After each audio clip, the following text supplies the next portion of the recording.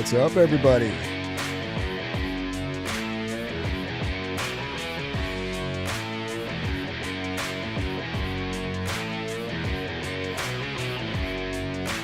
How's everybody doing on this wonderful Wednesday? I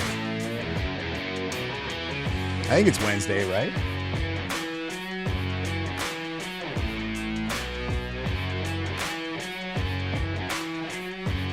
Just give me a few seconds here and I will be right with you.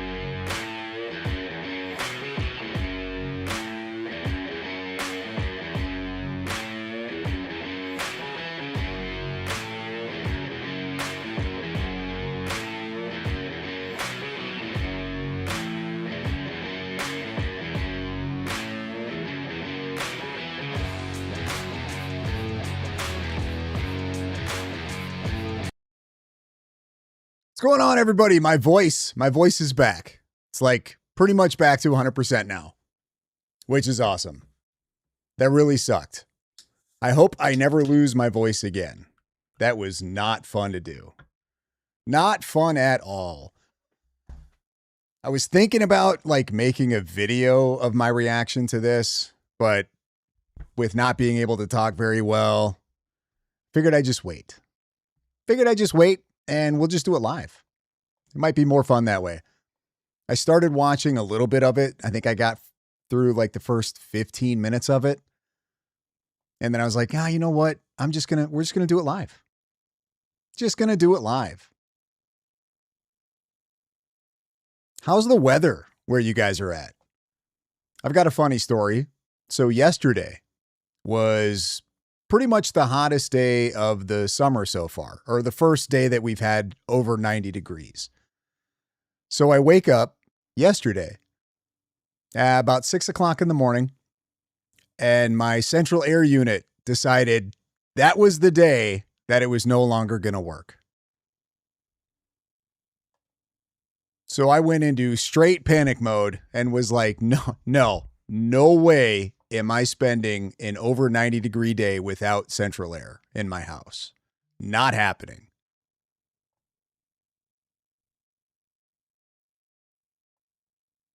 We were downpouring, just started downpouring.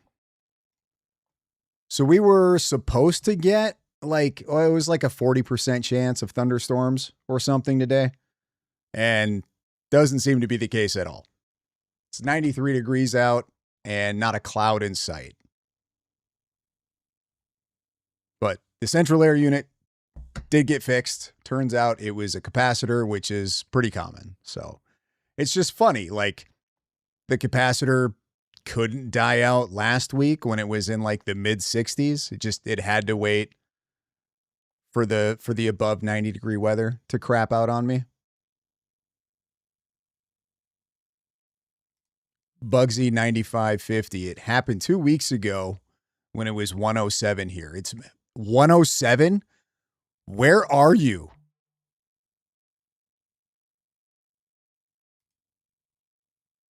$107. Let me guess. That's the dry heat, though.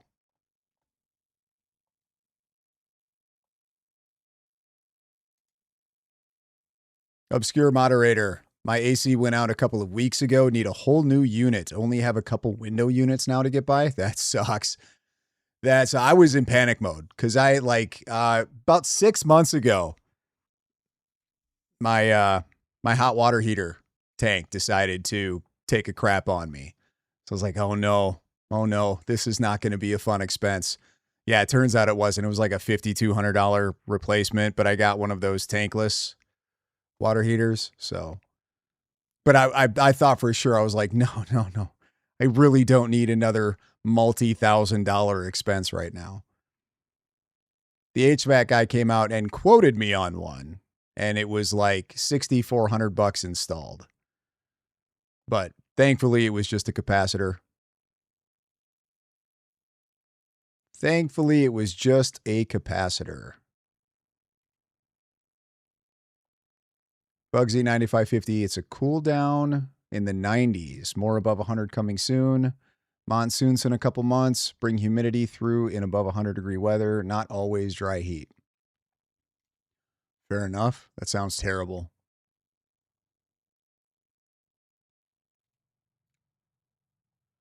Really annoying guy right here. I trust you. It's better I don't watch this one. Oh, no. You'll like it. It'll be fun. It'll be a good time. I don't even know. This is like a 2-hour-long interview. I'm not making any promises as far as like getting through this entire interview. The first 15 minutes were rough. I can't imagine what the rest of it's going to be like.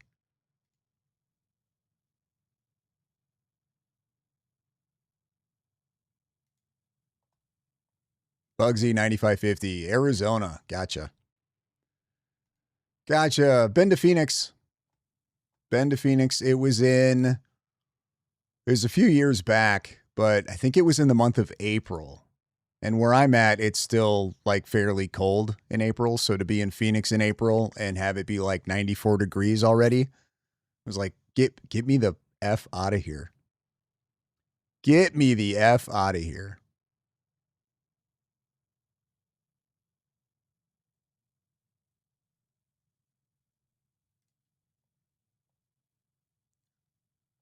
Crashman von Stinkputin. Is Hunter going to recreate some of his artwork with Candace? Oh, this guy. All right, let's go. Let's start this up. Let's get this going. Hunter Biden. Welcome to the Candace Owens show. It's wonderful to be People here. are just going to be like, how on earth did this happen? I know. I got to give them a bit of a backstory. So I went to dinner with a fellow podcaster, and we were just talking about interviews because we don't do too many interviews on the show. And he first asked me what was the best interview I ever did, and I said, without question, the USS Liberty survivor Phil Turney. And then he said, what would be your top interview that you'd want to do? And I said, oh gosh, we're in such a different time now. Like, I'm just not interested in politics. Like, it would have to be something so different. And then I said, actually, Hunter Biden. And I said to him, I watched your sit down with Andrew Callahan. Yeah. And it was kind of the most refreshing interview that I had seen in politics in a very long time, because we're so used to being gaslit. So she said that she's not really into politics right now. Well, you could have fooled me, Candace. Isn't that all she talks about? Everything's political, isn't it? And of all the people to like, who do you want to have on? Oh, I don't know. I'm not really into politics right now. It's just not my thing. You go with Hunter Biden. That's who you want to talk to. Hunter Biden. Of all the people there are to interview, that's where she goes. I'm not really into politics right now. It's not really my thing. I don't really like politics at the moment. I know what I'll do. I'll bring Hunter Biden on to just not talk about politics. Let's talk about drugs. About various things happening. Everyone's trying to hide stuff.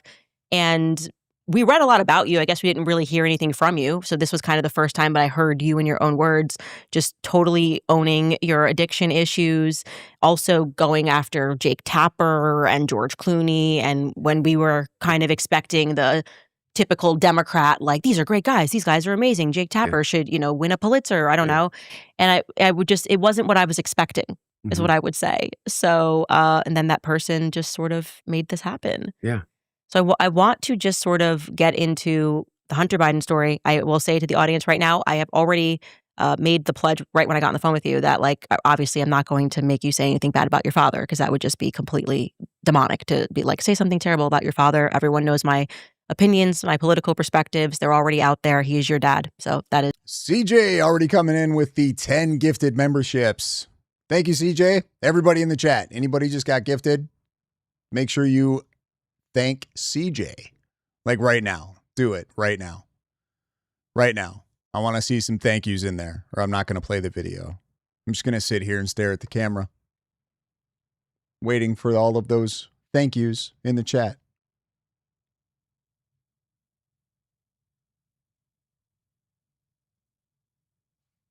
separate from I my appreciate it viewpoints. because there's no way I possibly could. Yeah, of course. I totally get that. But there's a lot to be said about you and a lot that I guess hasn't been said about your journey. And I guess I want to start with what hasn't been said about Hunter's journey.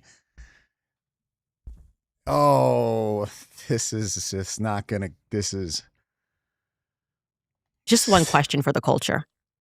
The cocaine that was found at the White House, was it yours? No, not only was it not mine. No, number one is thank you for having me here. And one of the reasons is to be able to answer these questions, you know? I'm going to tell you guys right now, the cocaine that was at the White House was absolutely not Hunter Biden's. I don't believe that for 1 second. Don't worry, I'm going to explain myself. A guy like Hunter Biden is not going to leave drugs behind. It's not going to happen. They are either going to be in two places, on his person or in his body. That's it. Those are the only two places that a guy like Hunter would have drugs. The one thing I am, after 6 years of this, I've been sober since June 1st of 2019, clean and sober. Verifiably so, by the way, and verifiably so by the Bureau of Probation, in which I was drug tested randomly for over the course of 2 years while I went through my trials and things like that. But beyond that is that, directly to your question, I wasn't even there. Not only there, but people have to understand is where that cocaine was found was, the visitor's entrance underneath that is where visitors come in and they come over from the old executive office building staff to go to the Oval or go to the chief of staff's office or to the offices in the West Wing. And it was found in a cubby in right outside of the Situation Room. Mm-hmm. And it's like no possibility. Wild and Wired Media, thank you for the $10 super chat. Hunter smokes crack. Great one. He won't leave drugs behind. Correct. That's not a thing for guys like Hunter Biden.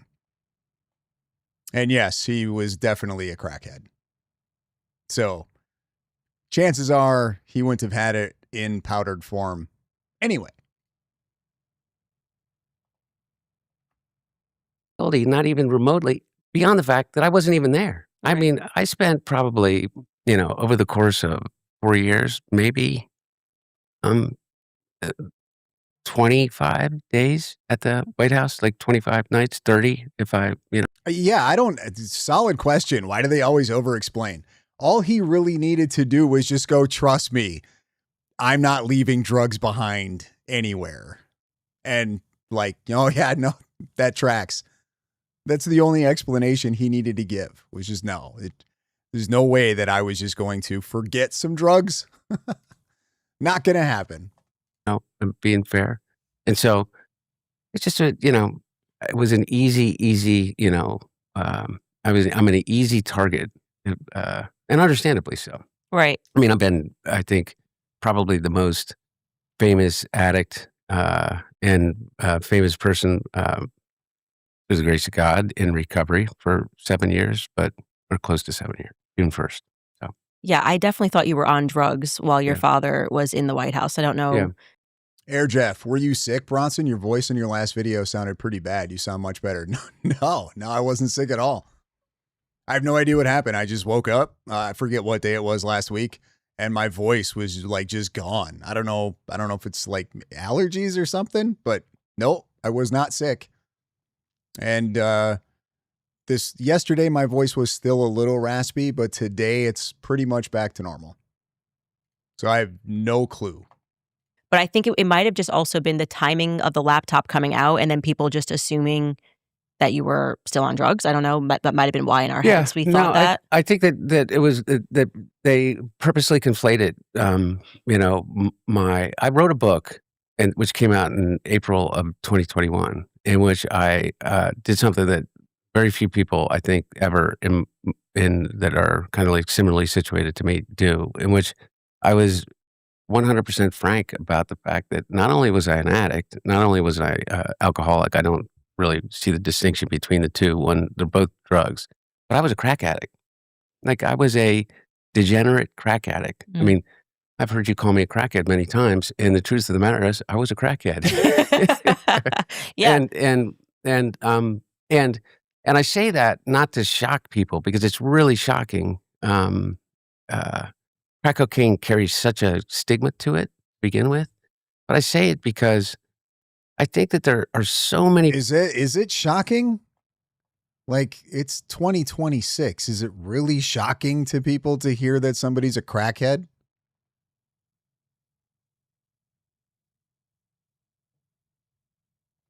People, I don't think, I know. There are so many people. I think that there's, at any given time, 30 million Americans that are either in active addiction or in recovery. There's not a single person that I know that hasn't been impacted by addiction at some level, in some form, personally, or with someone that is 1 degree of separation from them that they love. No one that I know. Least of all me. Yeah, and part of that, one of the reasons I'm here, the stories that you tell about that in terms of My family. your family, and there is where the common ground is for me. Thomas Nader, 7065. Hunter is like Newsom, always crossed legs. Yeah, and gay. I can 100% say this, is that a friend of mine gave me this quote about 2 years ago, and it's become my mantra. It's Mother Teresa. It was attributed to Mother Teresa.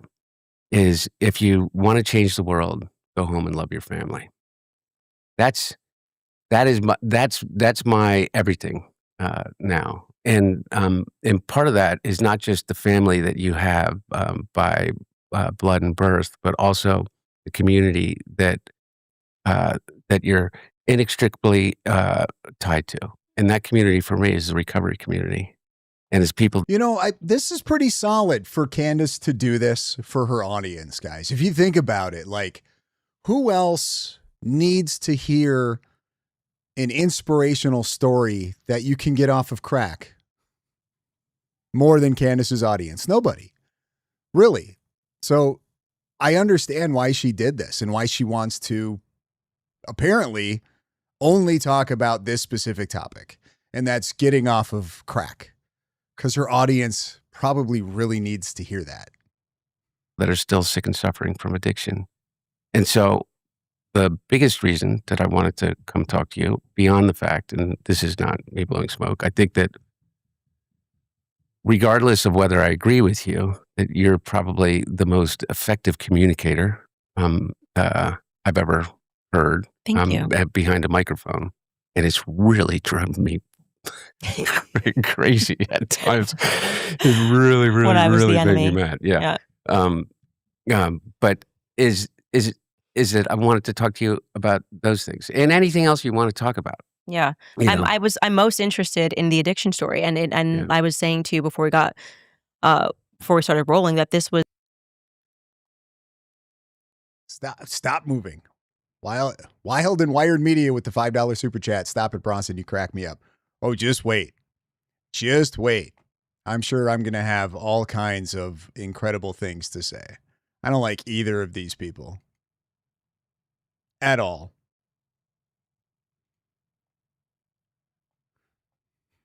Mike Klikovich, you don't think you are giving Candace Owens too much credit? You're right. You're right. Too much credit.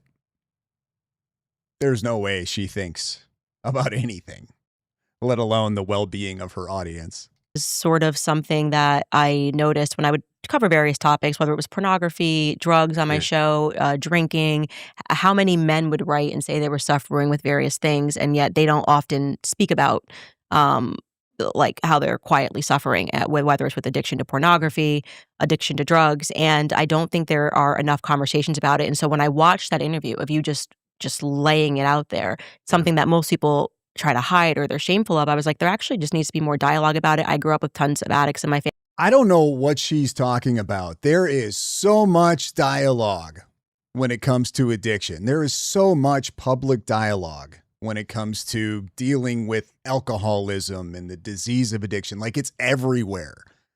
It is everywhere. You go on YouTube, you can find thousands and thousands of videos of people telling their story, talking about their battle and struggle with addiction and what they did to get clean and sober. Like, it's all over the place. It's not hidden. It's not some secret thing. Family. I have people in my family who are still addicted. And I think there is a natural anger that people have when they, for some reason, believe, and I think this was part of the anger that that I had it toward you before I heard you speak about your addiction, is that you sort of think when somebody has money and political connections that somehow removes them from. Phoenix Rising, I've been clean from opiates for 18 years. I know drug use. Hunter is on opiates in this interview, I promise. And Candace is on Adderall, promise. Could be, maybe. I don't know how you go from a crackhead to opiates, though. Generally, just from my experience, you're really either more of an upper or a downer. Generally, you're not swinging back and forth between the two. But I'm not saying it doesn't happen. Just from my experience, you're kind of either one or the other. Going through these sorts of barriers in life. So when I grew up, it's like, oh, okay, like you have uncles, whatever, that are addicted to crack. You have cousins that are doing crack, whatever it is, or experimenting with meth and drugs and those things. And then you see someone that has a life of privilege, and for some reason in your mind, you wrongly go, okay, that can't happen. And it did happen. And I'd like to hear like how you got addicted. Like, what was actually the story, your path toward addiction? Yeah. So thank you for letting me talk about that, or asking me about it. And I really mean it. It's one of the things that traps people. I can only speak about myself, but I think that people that are in that are addicts or that are in recovery, also you find out really fast is that you're not as terminally unique as you think you are. Is that and one of the things that uh, that is really important about addicts talking to each other and talking about it is that realization. Because one of the things that traps you in your addiction is shame. Mm. And, you like me are Catholic, and we have learned that Okay. Shelly Belly 778. Like when people there's a scientific purpose for doing those together. It's not that you're changing up one for the other. And I will give you an example, because this was my thing, is doing Coke and alcohol together. It's a reset for the alcohol. So if you start drinking at noon and you're hitting it pretty hard and you're feeling pretty woozy about 3:00, you take a couple bumps. It's like a hard reset. You sort of start all over, and you can go all night. So it's serving a purpose. So somebody with maybe alcoholism, right? This was a huge, huge bonus, because I could just keep drinking. All I had to do was do a little bit of that. I don't know how you would go from crack to opiates unless it's like you've been hitting the pipe really. I don't even know how much of what I can talk about on you. Anyway, you've just been hitting the pipe really, really hard, but crack wears off so fast. Like, you have to keep doing it. So I don't know, like, you wouldn't need an opiate to help yourself crash out. You just put the pipe down for a little bit, and after however many hours or days you've been hitting that thing, your body's going to crash out. So I don't know, meth would be a completely different story. I know a lot of people who would do that, and then they would take, they would either use weed or some other type of downer to put themselves down so they could get some sleep. But it's one thing, like when you're mixing for it because it serves a purpose. It's a whole nother thing to go from, I don't smoke crack anymore, now I'm totally on opiates. Like, what I'm saying is that's just not, you're either heroin junkie or you're an upper. Not saying that it doesn't exist. It's just, I feel like that's, from my experience, that was the majority of how it went. Guilt is an appropriate emotion. Guilt is an appropriate response to something when you've done something wrong, and you're supposed to atone for it, and you're supposed to seek forgiveness, whether the forgiveness comes from an individual or not. You're that is that's the lesson, is that it is in only through seeking that forgiveness can you release yourself from that guilt. That's appropriate. Shame is not. Shame is just absolutely corrosive. Shame is you telling yourself that you're not worthy, that you're never going to be worthy, that the things that you've done you can never be redeemed from. And I've done horrible things in my addiction in terms of what I did in terms of my relationships and decisions that I made, and more than anything is just removing myself from being present for the people that love me. And what happened to me, and I really mean this, is that the exposure, not piecemeal, but the total exposure, my entire digital footprint stolen from me, a 20-year digital footprint, every text message, every picture, all of the things that you would be ashamed of became. It was stolen from him? I thought he left that shit behind. It was stolen? That's what he's going with? They took my entire digital. I'm such a victim.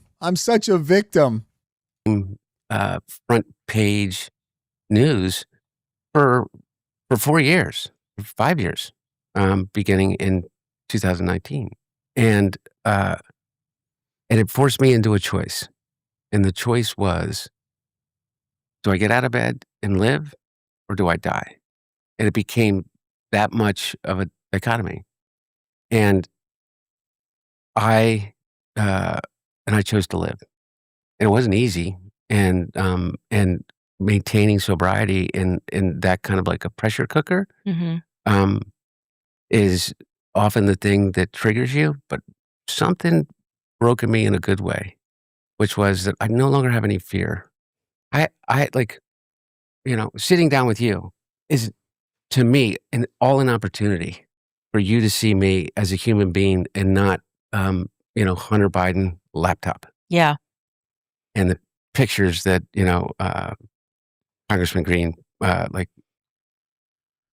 for those of you who have already watched this, is the entire thing just about this specific topic?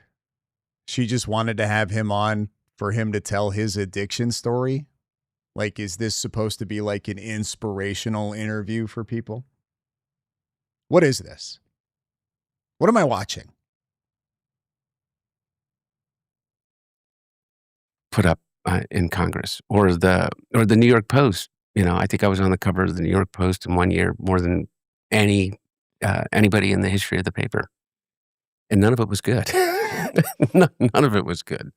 And but what it's given me is the opportunity to own it all, is to own all of my story without shame or fear, realizing that I have a community of people out there that I want to be of service to. I really mean that, and so part of it is by me being able to be honest about it. We were just talking before we started this.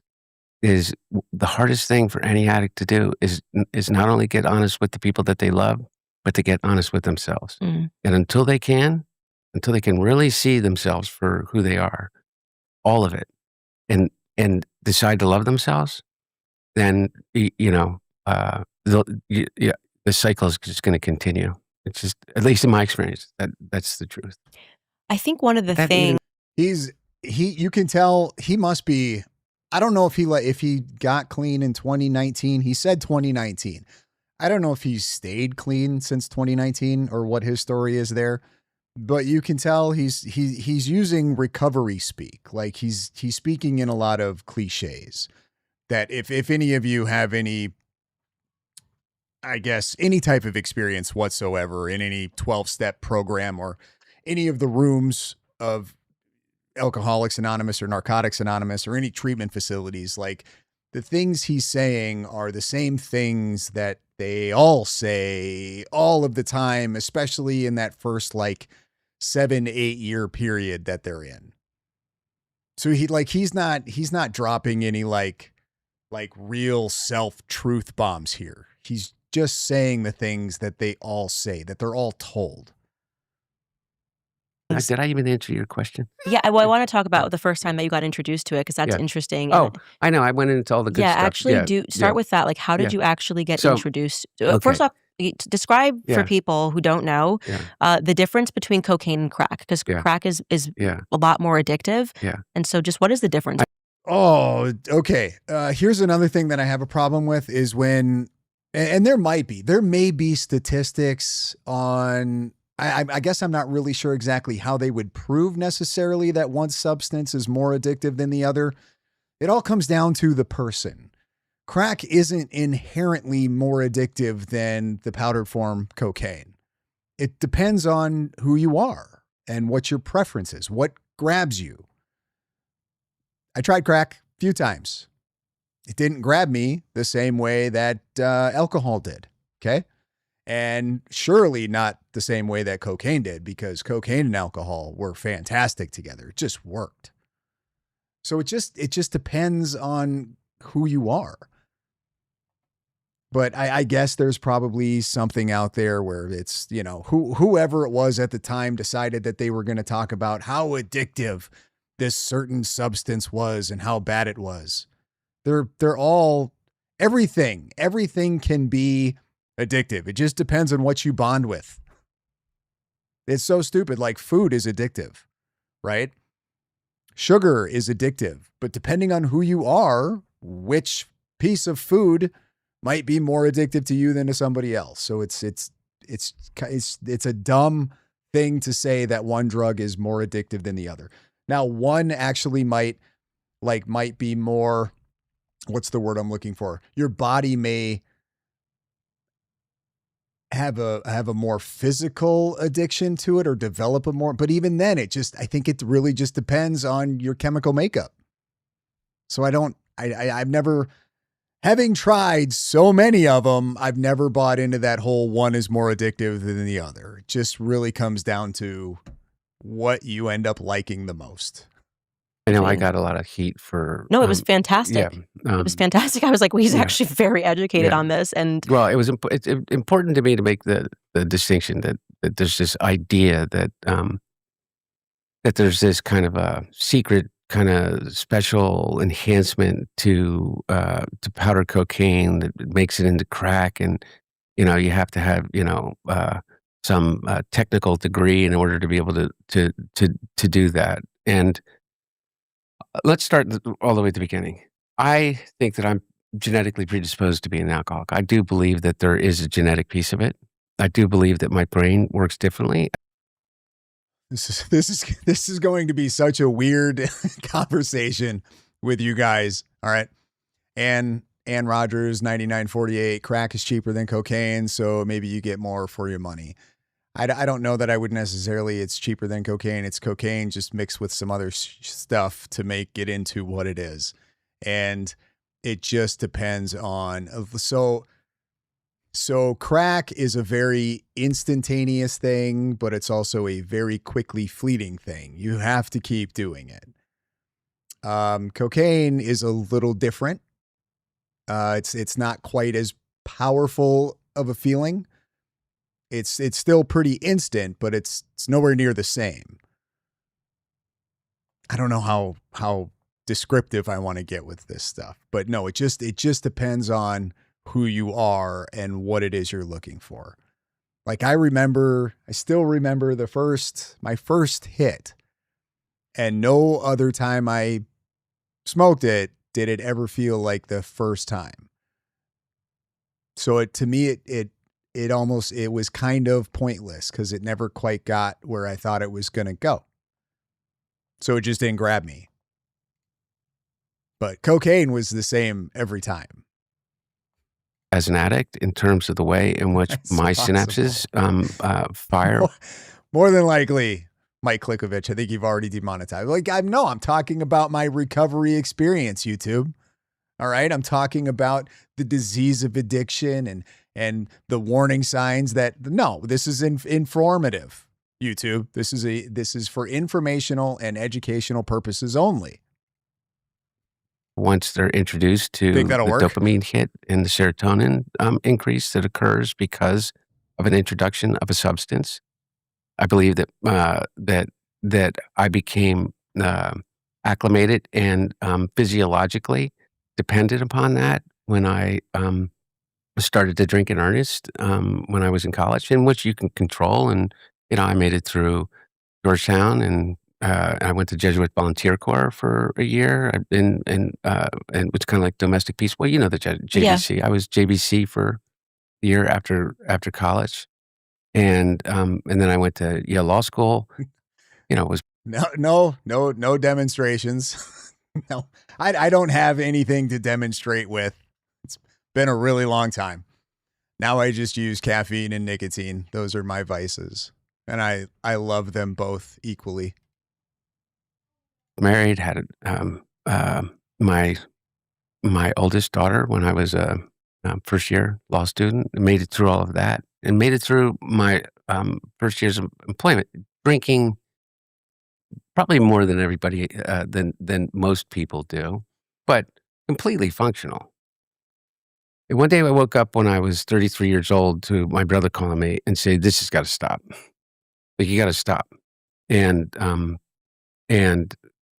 what he meant is that, like a whole weekend was missing, kind of. And I said, "Okay." And he drove me to the airport. Katie, why would Candace Owens interview Hunter Biden? I don't know. It's probably for the same reasons that, like, we're watching it, right?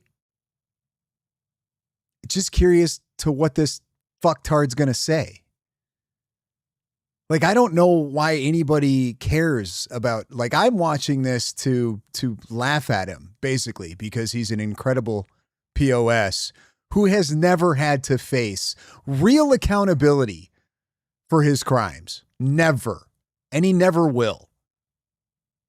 Which is disgusting, because guys like this do things and then never have to go to jail, to where guys like me, everybody else, is held accountable when they're caught for their crimes. So I'm watching this from maybe a little bit different of a perspective than some of you are. I think we should be accountable. We should be held accountable for our actions.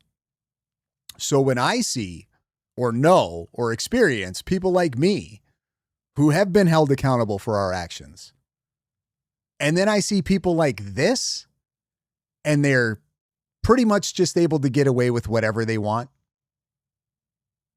well, it really pisses me off.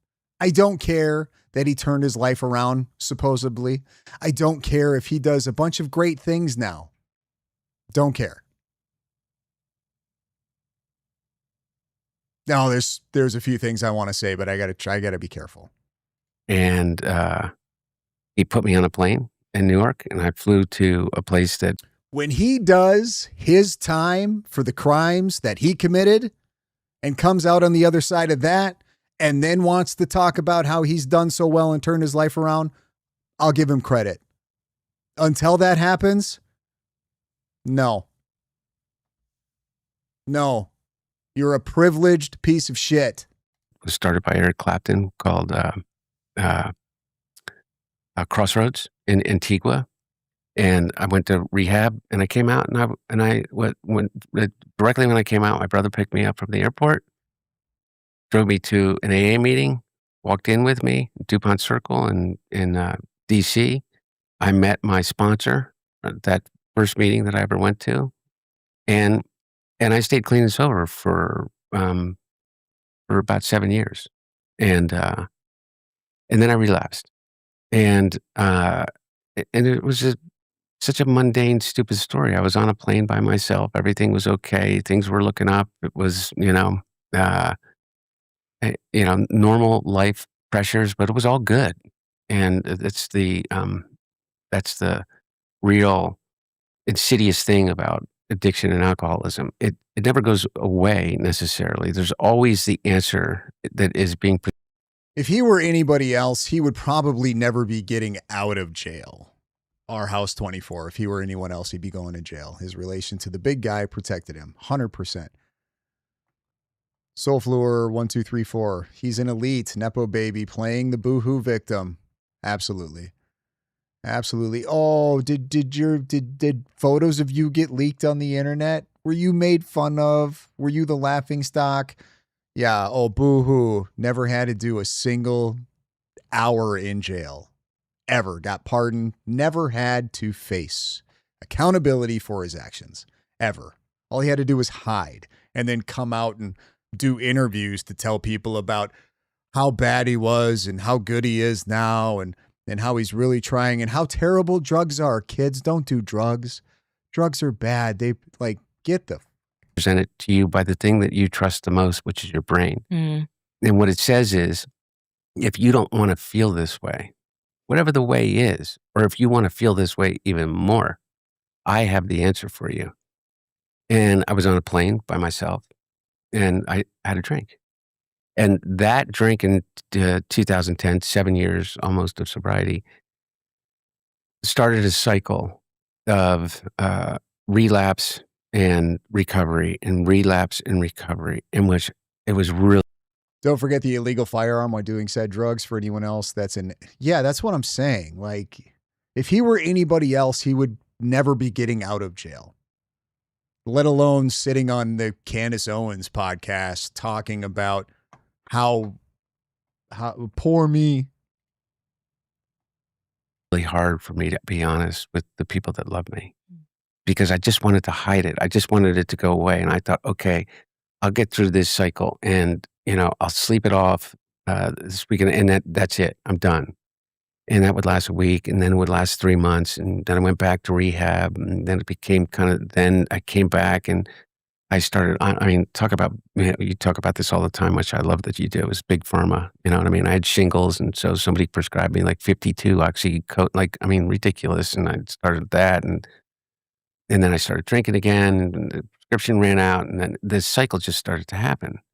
And, but when my brother died, it all fell apart. Bo and I, were, and I don't purport that our relationship was unique, or that his loss was greater than my loss of him was greater than anybody else's loss of their brother or someone that they deeply loved. But when my mom and sister and my Bo and I were in that car accident in 1972, and we survived, it was the two of us every day. We're a year and a day apart. We talked every day. Except when he was in Iraq, I literally probably talked to my brother every day. And when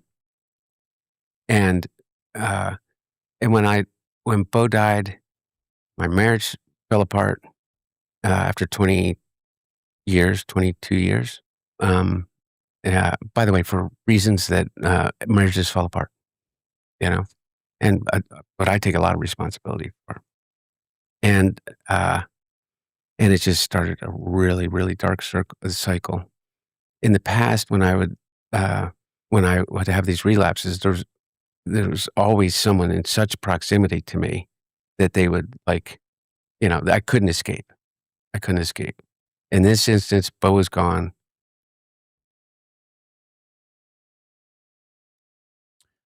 Ninja FB2CP. Although I loathe the Biden family for their corruption, this guy, in my opinion, is a result of serious SA. Again, in my opinion, his father allegedly showered with his own daughter. Yeah. I'm not going to. You are a better person than I am right now to take that stance. I have no sympathy for this dude.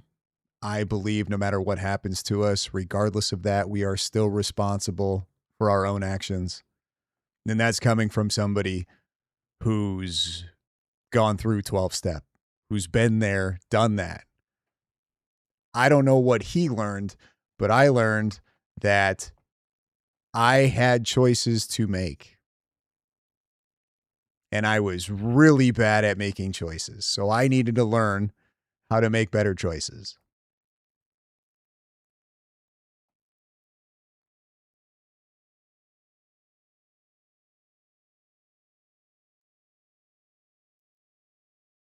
Hunter is a mess because of his family and now for his lack of accountability. I don't know. That's tough. I didn't have my childhood wasn't terrible, but it wasn't great. I don't hold anybody else responsible for the choices I've made other than me. And I don't think anybody else should either, regardless of what happened.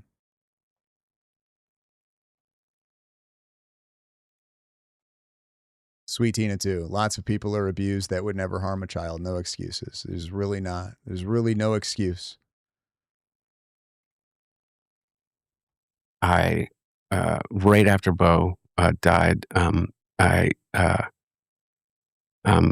ended up separated from my wife like within the month, and my dad, for the first time in my life, who was my rock, was stuck in his own grief, like deep grief, and I just went down. GG EP E3P.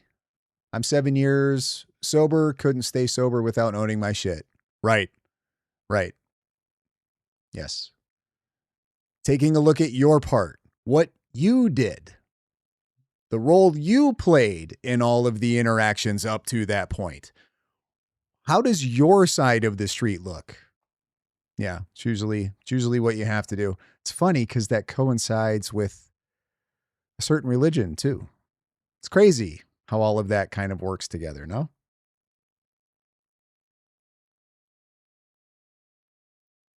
Down into a hole.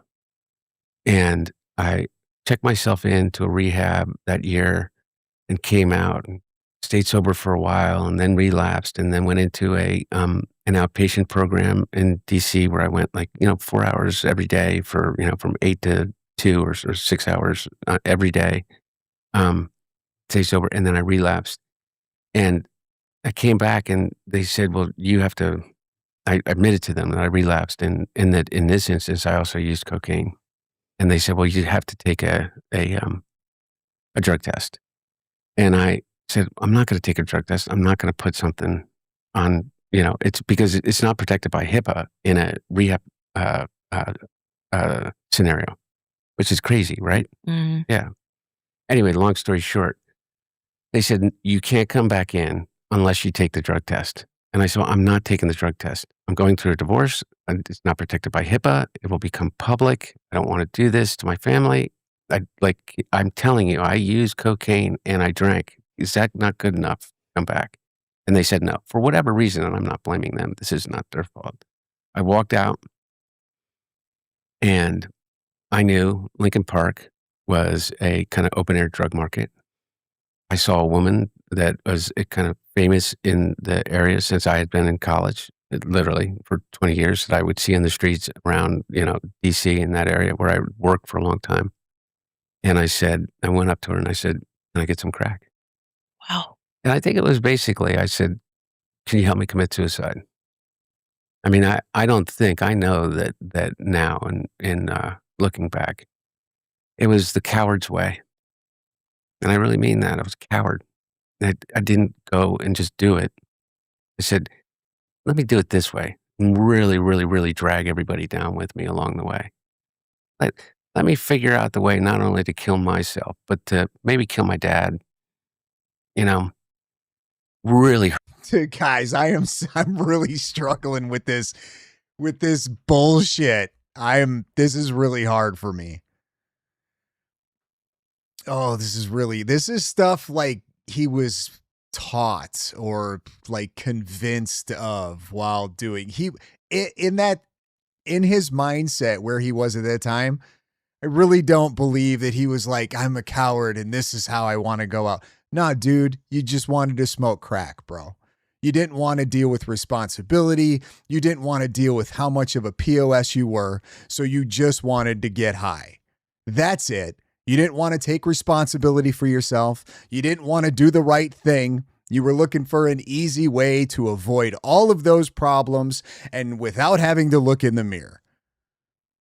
Were you trying to? I really doubt you were actually trying to commit suicide. Like in a real, can I say that? To unalive himself. I really doubt he was trying to do that.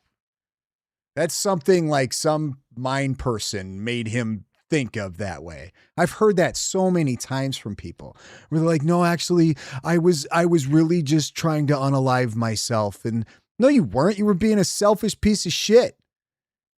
You were completely stuck in self. And that's it. The only person you gave an F about was yourself. That's all. Hurt my family. I know people who want to unalive themselves. You know what they do? They do it, and they do it quick. Like, no. Particularly my 3 daughters who like adore me and I adore like just the fact. And I smoke crack. And the difference between crack cocaine and powder cocaine is this. And I really, truly do not want to give a roadmap for people to be able to do this because I swear to God, it'll kill you. But it's sodium bicarbonate, which is baking soda, water, heat. That's it. That's all. That is the entire difference of it, which allows it to be ingested through smoking. And the combination of those things makes it so that it affects your physiology much faster than it would be if you just use powder cocaine through your nose or in any other form other than intravenously. And it also allows you to ingest more faster than you could possibly ever ingest by sniffing cocaine up your nose. The combination of that, the combination of that's a little incorrect. That really depends on the person and their abilities. All right. As far as whether or not they can intake more one way or the other. No. Combustion, ritual, and the ritual meaning the way in which you have to, I can still feel my hands doing it. Mm-hmm.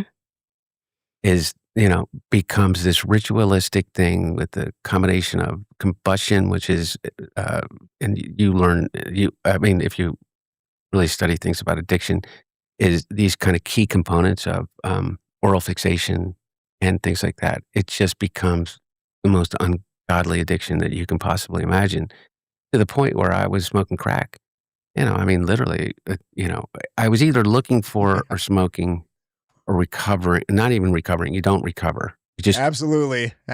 Also depends on who you do it with. Yes, absolutely. Go find more for close to a 2-year period of time. Wow. And it took me to places, I wrote all of. You should drink your Coke. Don't smoke your Coke. That's weird. That's weird, eclectic. About it. And I got made fun of about it. And, people think that, when I wrote my book, like, clawing through the carpet to find crack cocaine and, Parmesan cheese and I know it's a real laugh line, but anybody that's ever been an addict like that, they don't laugh about it. It's devastating. I'm laughing about it. I was never one of those carpet people, all right, but I was definitely in the vicinity of those carpet people. And those carpet people, I used to love messing with them. Loved messing with them. You could just throw anything onto the floor. Here was one. If you had some, just say there was like a little bit left over, right? Everybody was hanging out, and you just bump some off the table. They will be down on the carpet for hours, not even where you bumped it off. They will end up in a room on the other side of the house on the carpet, just within a matter of an hour. That was fun. That was always a good time for me. But is this anybody who's not familiar or knows about it isn't laughing right now? Like, bro, what are you talking about? everybody that I know that's familiar with it would be laughing they laugh their ass off all the time when you bring up case. Even the carpet people laugh about it because they know how fucked up it is. What is this? Oh, poor me. Oh, it's so serious. Oh, it's so bad. It's so serious. Like, it's just like anything else. That you were that person. You can. Oh, I would have. The Cool Head 27, I would never do. I would have for sure, especially come to find out that he was a carpet guy. For sure. Oh, yeah. That'd have been a great time. See yourself doing it. Just devastating.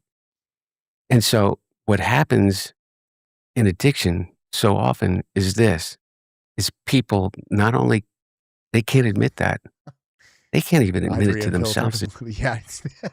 I'd see them. They'd find something that they thought for sure it was. So they'd set it up on a coffee table or on a side stand or something. And they would immediately put fire to it just to see if it reacted the way it's supposed to react or not. It never did. It never did. Just block it out. They get 30 days clean. They come out. They go back into the same exact situation that they were in before. And they think, I'm just not going to do it again. I'm just going to stay. I'm going to make it. I'm going to make it. And what will come up is that they'll wake up in the morning and they'll remember that time in the motel with the person, the prostitute that brought you the drugs, and that stole your wallet and all your and all your drugs and. Man, I don't know. I'm sure there's all kinds of actual people who have been through all of this and are still super sensitive to it. And maybe we're watching this and being like, oh, poor Hunter, I can relate. But everybody I know who might watch this would just be completely ripping on this dude right now and laughing about it. This is so yuck. I don't even know what to say. Yeah, I'm probably just being too judgmental because it's Hunter Biden and Candace Owens. But at this, fuck them. I don't like these people. They are not good people. I don't know who this is for. When did they talk about Charlie? We got to keep talking about everything. Hunter Biden's and you had to poor addiction experience. Oh, poor Hunter Biden. Oh, I'm sure life was so rough for you, Hunter. You were calling through carpet to see if there was anything there, and you smoke whatever white that you found on the ground. It's the shame. Is thinking of yourself like that, regardless of who you are. Okay, I guess the people I was hanging out with were at least smart enough to set it on fire first to see if it reacted the right way. I don't know anybody that just were like, oh yeah, I'm positive this is it. Let's go ahead and throw that in the pipe and light it up. No, everybody I knew that was on the carpet at least tested the stuff prior to. Or regardless of where you came from, whether your dad's the president of the United States or it doesn't matter. And they don't admit that to themselves. They don't admit it to anyone around them. Don't ever say it. And you know what happens? They never lose it. And it sits right here, in the back of your head, and it pops up. And you just feel so disgusted with yourself that your brain immediately tells you, regardless of how far away you are from a drink or a drug, I know the way not to feel this way. I know exactly how to feel this way. You're going to die if you keep feeling this way. You need to take a drink. And that's always how it starts. I mean, I don't know. I'm trying to remember way back if I ever went through this experience that he's talking about with shame. I think I'm when there was family day or something when I was in treatment, and family would show up just to tell you all of the things that you don't want to hear from their perspective. And then you're supposed to deal with that and understand how you have affected your family and yada, yada, yada. I think I felt some shame during those moments, but that's only because I didn't ever think that I was actually hurting anybody but me. Because I was only thinking of myself, right? But other than that, I don't know that I felt much shame about what I was doing to myself. I just thought I was having fun. I Rule 2530 Bronson. I checked out her comments after this, and all the ex-addicts were in love with Hunter and this interview and thanking really well. Yeah, I don't know. Are they even really I mean, you're not really an ex-addict, I don't think. You're just in recovery, or you're not, I suppose. But are they? I mean, maybe they are. But I guess I'm not. I'm just not I don't do all that, okay? I look at and listen to stuff like this, and even when I have like close friends going through like really, really tough life situations, even now, that don't involve substance abuse of any kind, like I still figure out a way to just kind of lighten the mood a little and rip on them. Like, oh, that was stupid, huh? That was dumb. You know, nailed it. Good choice on that one, dummy. So I don't know. Maybe I'm just different. Alcohol is the most But I don't dangerous think drug so. in the world, just by virtue And that's my friends. So, like, as far as Hunter Biden goes, well, yeah, I don't give a shit. of the amount of F this destruction guy. and devastation that comes personally into the people around people that are alcoholics. And I don't find any difference between being an addict and an alcoholic. Eclectic. I did all kinds of things, but I don't have an addictive personality, so I was fine. There's levels. There's levels to it. There really is. Like, I don't know that I would consider myself like way over the edge. There are definitely people who are on a different level when it comes to addiction. So, And but that's where it starts, and that's where it started for me. That's my story until I met Melissa and got clean and sober, and I've been so almost 7 years now. All right, you guys, some moments change everything. And for a woman facing an unexpected pregnancy, seeing her baby on an ultrasound and hearing that tiny heartbeat. oh, what is this? Ads already? Ann Rogers, all addicts bring up how alcohol is a drug. I think they only do it to make themselves feel better. Well, it's just how it's what treatments teach people, and the program of Narcotics Anonymous. It's what they teach them. So whether or not you consider it a drug, I guess I really don't care either way, to be honest. It's a mood altering and mind altering chemical.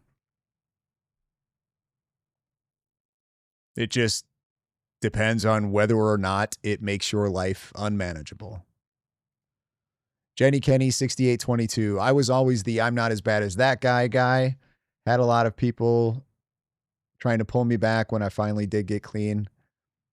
If I could do it, if I can do it, no one else has an excuse. I mean, I'm still kind of that, I mean, I don't mind it. Like, you know what I mean? If I meet somebody is like, woo, things could be so much worse. Kind of helps with gratitude. Part of the reason why I watch Candace a little bit here and there is, if I'm feeling bad or I'm just having a bad day, I can throw Candace on and be like, oh, nah, could be way worse. That might be a little messed up. Okay, I got to skip this ad. By what your father does for a living. And I think that's probably why people separate it as well, too. Because like I said, there's this idea of what a politician's family is supposed to be. Yeah. And somebody in here said, here it is, Mike Klikovich, ironically, AA says the opposite. Well, AA had a singleness of purpose. It had a direct focus just on alcoholism. I mean, if you go back and you read, things from Dr. Bob, Bill W., and all those guys very early on, that it's just, they didn't want to worry about the other stuff. They had a singleness of purpose, and that was to deal with the disease of alcoholism. So, yeah, here we go. You obviously are, because I genuinely understand what those sorts of addictions do. I don't think people realize you're just not even yourself. Which is why NA was created, was because of that. I think, I forget who, Jimmy K was one of them, but there were a few others who were basically in AA, and then they were told, like, okay, you guys need to go over here and start this so you can deal with your people. Because your people are, I mean, Kind of the same, but not really. What is this? Dirt bike. Yo, dirt bike, what's up? I saw Artie going after Natalie Jean Beisner yesterday. I had to comment on his video to give her another chance. She's great. Artie would actually love her if you watched any of her videos. Okay, now I'm going to need to know what happened that Artie was going after her. Artie has some interesting opinions sometimes that I don't necessarily agree with, but I try not to. I don't know. Maybe I should do a video on Artie. Like you're like it's like a demon, as better the best way to say it. And I'm taking a Catholic take on this, but like it's like a full demonic possession when you're in the throes of these drugs. And I mean, this was actually a great benefit. She talked trash about Candace's daughter. What did she say?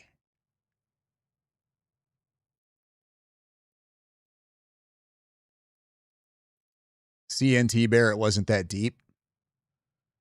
Texas Motherbird 63 on Artie. No, I'm just playing around. Like Artie has some opinions that I think are stupid, but like I'm sure there's stuff that I say that Artie thinks is really stupid too. You know what I mean? But I mean, it's I don't know, a little bit of friendly fire here and there is all right. Nothing wrong with that. But no, I'm probably not going to do a video on Artie. I was just goofing around a little bit. What she tweeted was out of line, so out of character for her. She made a post about Candace's daughter that was not a good take. And Candace, so she got Candace's attention from it.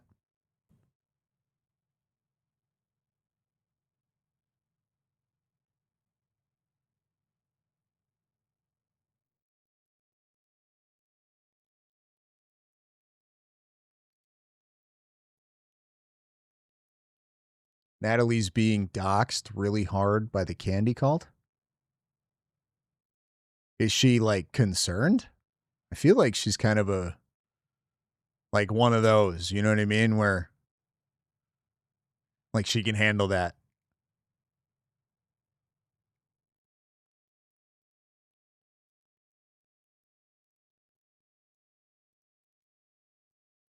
Eclectic journalist. I feel like we should all be able to have our own opinions and be fine. No, we can. We can't, but this is the internet. No opinions are safe. The more public you are with your opinions, the more chances you're going to get pushback. But like, we don't, depending on what you're doing, there's no reason to be like enemies or anything.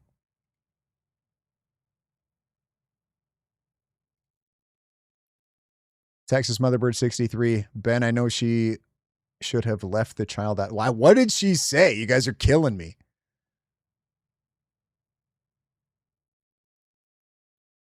Like, did she say something really bad?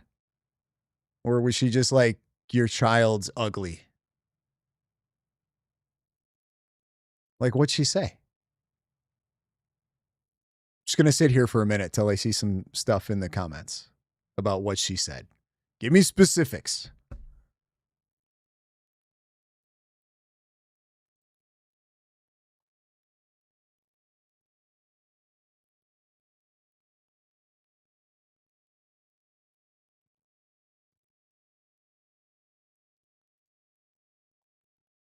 Child will end up in prison. Is that what she said?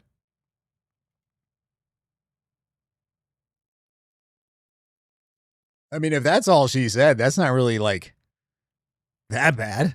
Of A&E doing intervention, because people could really see these moments where people will choose the drug over their family. They will choose the drug. For Elizabeth, she said Candace's daughter is going to grow up being a mega bitch or in prison. Thought it was no biggie. I mean, she's probably not wrong.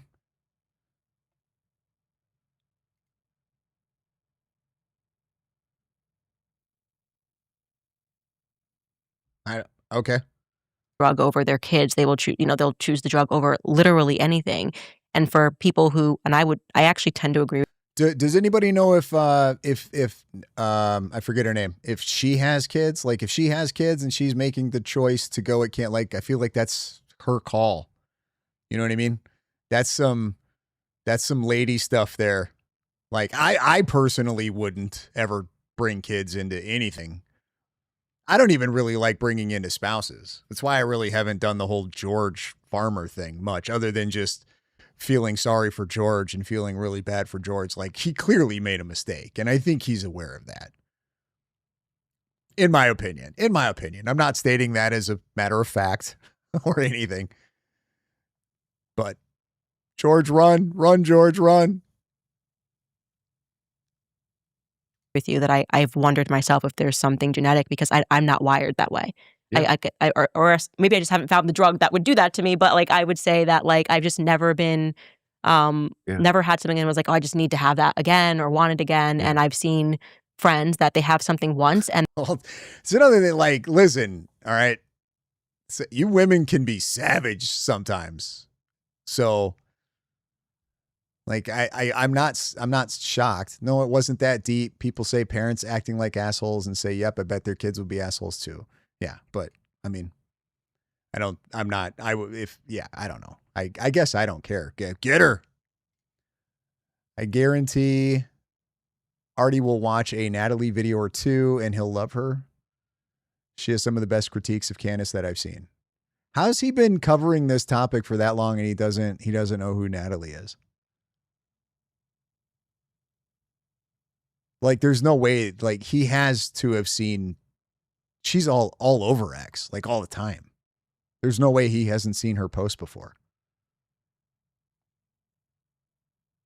and they're like, want to do this every second. And I go, that's very interesting. Like, it's almost like you're I totally, made of something different. I'm certain of that. And the science is certain of that. And anyways, I mean, we all can, I think that we all can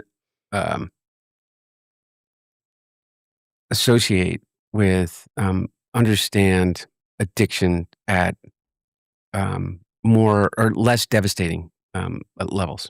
So, for instance, where's your phone? I mean, you have you basically have a packet of heroin. Right. We all do in our pocket, Yeah. constantly giving us that dopamine. Which, by the way, we can get to talking about that because I think that we are not nearly as divided as people as we think that we are. I think that bag of heroin in everybody's pocket is feeding them. Oh, I think we're pretty divided. I think we're a pretty divided people.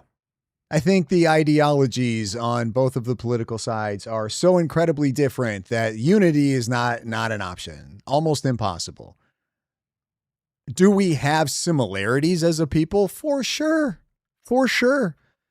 You could probably even argue that we have more similarities than we do differences.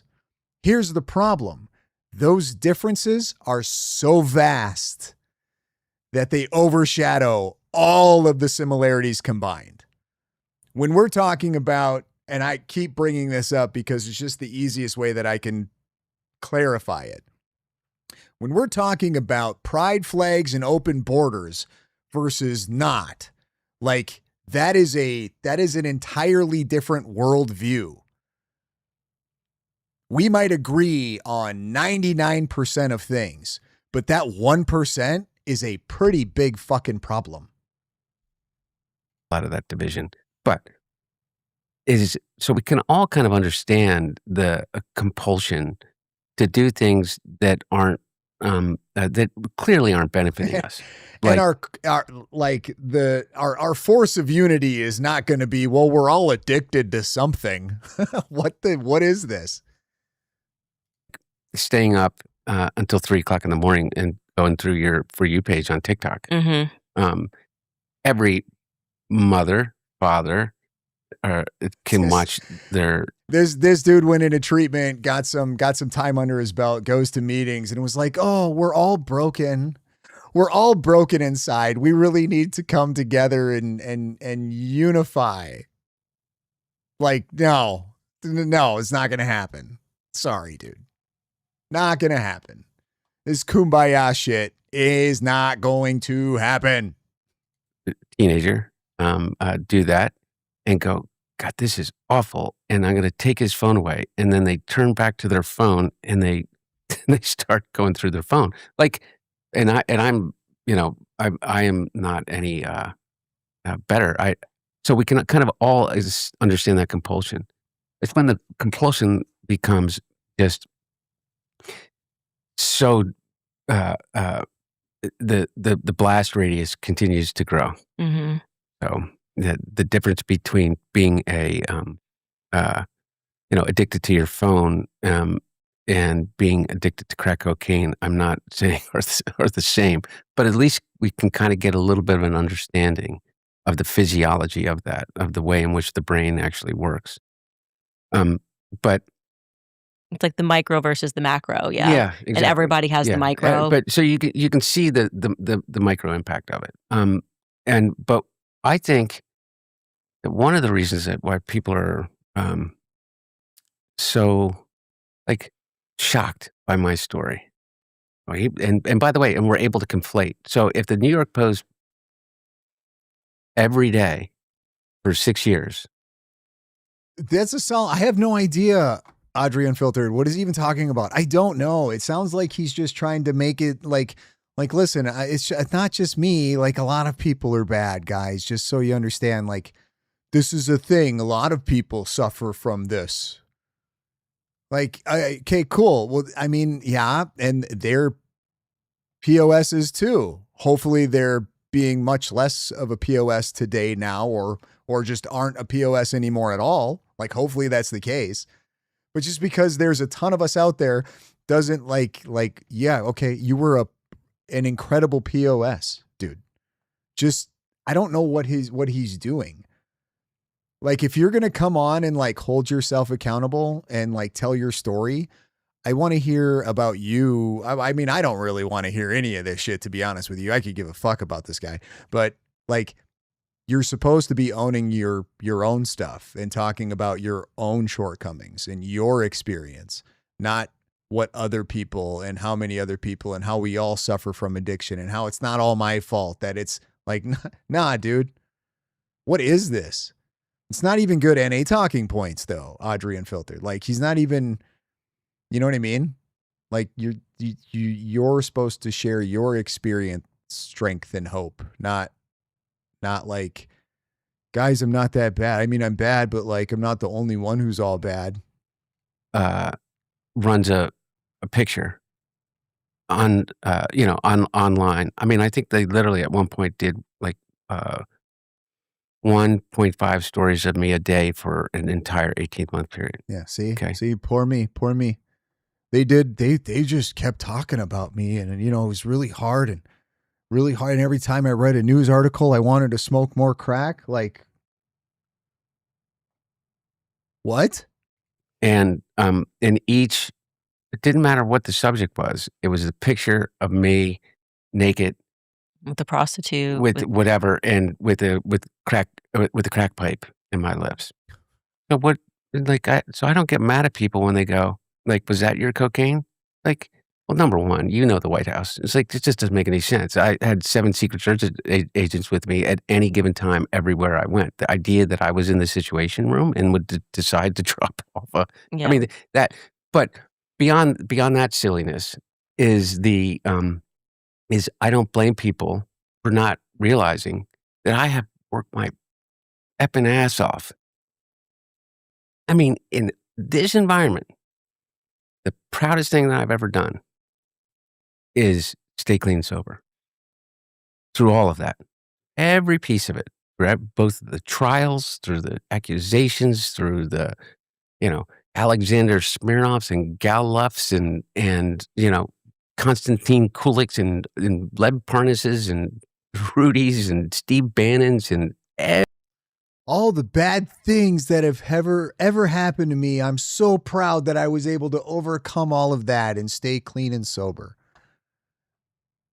This dude sucks. Susan sent in a $5 donation. Thank you. Thank you for the donation. If you wanted to say something, feel free to just put it in the chat. I'll read it in case like you accidentally forgot to type or YouTube screwed up or whatever. But like it should be my proudest moment is getting clean and sober and stopping being a piece of shit. Like that should be the proudest moment. Like all of the terrible things that I did because I was so consumed with myself and I didn't care about anybody else other than myself and just doing what gave me pleasure and everything else be damned. I'm so grateful that I've been able to get away from that. Like, that's what he should be talking about.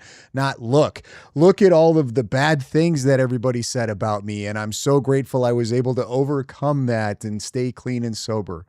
Like, dude, why did you have those pictures? Like, what are we doing? I don't know. You will never have, and they weren't great cell phones, but you could take pictures. We didn't do that because that's stupid. Why are those pictures? Why do those even exist, Hunter? Like, he took them, right? And then saved them. What were you going to do with those? Strong memory. You just want to remember those times? That makes no sense. Dude's an idiot. Mike Klikovich. If staying sober is your highlight, then you will surely relapse because you haven't achieved anything. Thanks for the $5 super chat. Yeah, no, what has he done? What has he achieved? Alleged corruption and bad stuff. Like, that's it. That's his achievements.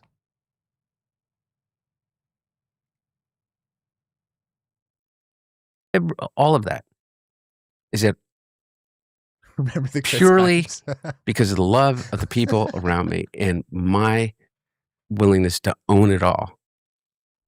I'm sitting in front of you. Yeah. And you're not taking that away from me. Oh, he's so brave, guys. He's so brave. He's going on the Candace Owens podcast to own it all. So brave. Right. No, and by the way, that's the beauty of it. Yeah. The realization at one point is that you can try. This I comment right here. Soulfloor1234. He took photos because he has no fear of consequences because he's never had to face any. You're probably right. He took the photos because he didn't care, because he knew he was untouchable and it didn't matter. And it's not even that he took them. You can say, I was messed up. I don't know why I was taking photos. I was just he kept them. He kept them. For years, he kept them. There is not a photograph that exists of me breaking any laws. There never was, and there never will be. Because my daddy's not the president. You know what I mean? Makes sense. That's a solid comment. No fear. No fear. No fear. And that doesn't, and that's why I'm here. Ever having to pay for is it. Because I probably, I'm certain that we disagree on a lot of stuff, but there used to be a time, Candace, where you and I could sit down together and disagree about tax policy and disagree about, the Catholic Church's view on abortion, or disagree with, whatever the subject may be, and still be able to go have a meal together. Right.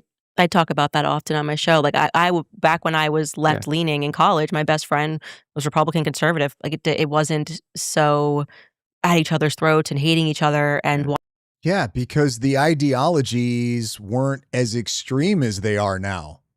They weren't as far apart as they are now. They've gotten further apart as time has gone on. We went from, if you guys think about it, we went from gays coming out of the closet was like a crazy thing. Like, whoa, we need to be careful, to now we're cutting off body parts or adding body parts that don't belong there and doing this to children and it being totally okay. Like that's a really big leap on issues as far as that goes. I don't recall open borders ever being like a topic of discussion from one political side or the other. It was just, hey, maybe immigration, we got to, change some immigration here or some immigration there or whatever it was. Like these aren't the same issues at all anymore. No, there was a time when we used to be able to just disagree with one another and we could just go out to a meal. Yeah, well, those times are gone. Wanting to destroy one another, and you could kind of see the good and the bad and go, well, this is why I have this perspective, and perspectives could change, and that was allowed too. I think about what it was that, just revisiting what made a lot of people, including myself, so angry about you.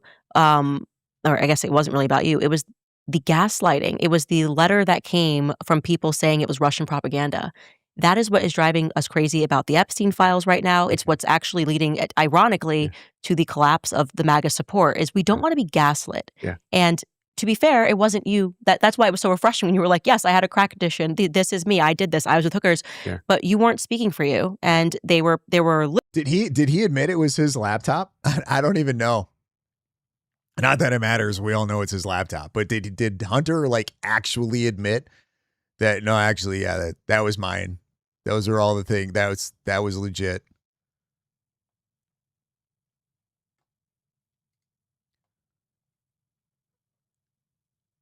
I'm probably going to say this wrong. Adero? Thank you for the $5 super chat. Reminiscing. Well, what if Mike's mom just gave him a Pepsi? That's all he wanted. He wasn't crazy. All right, let's keep going.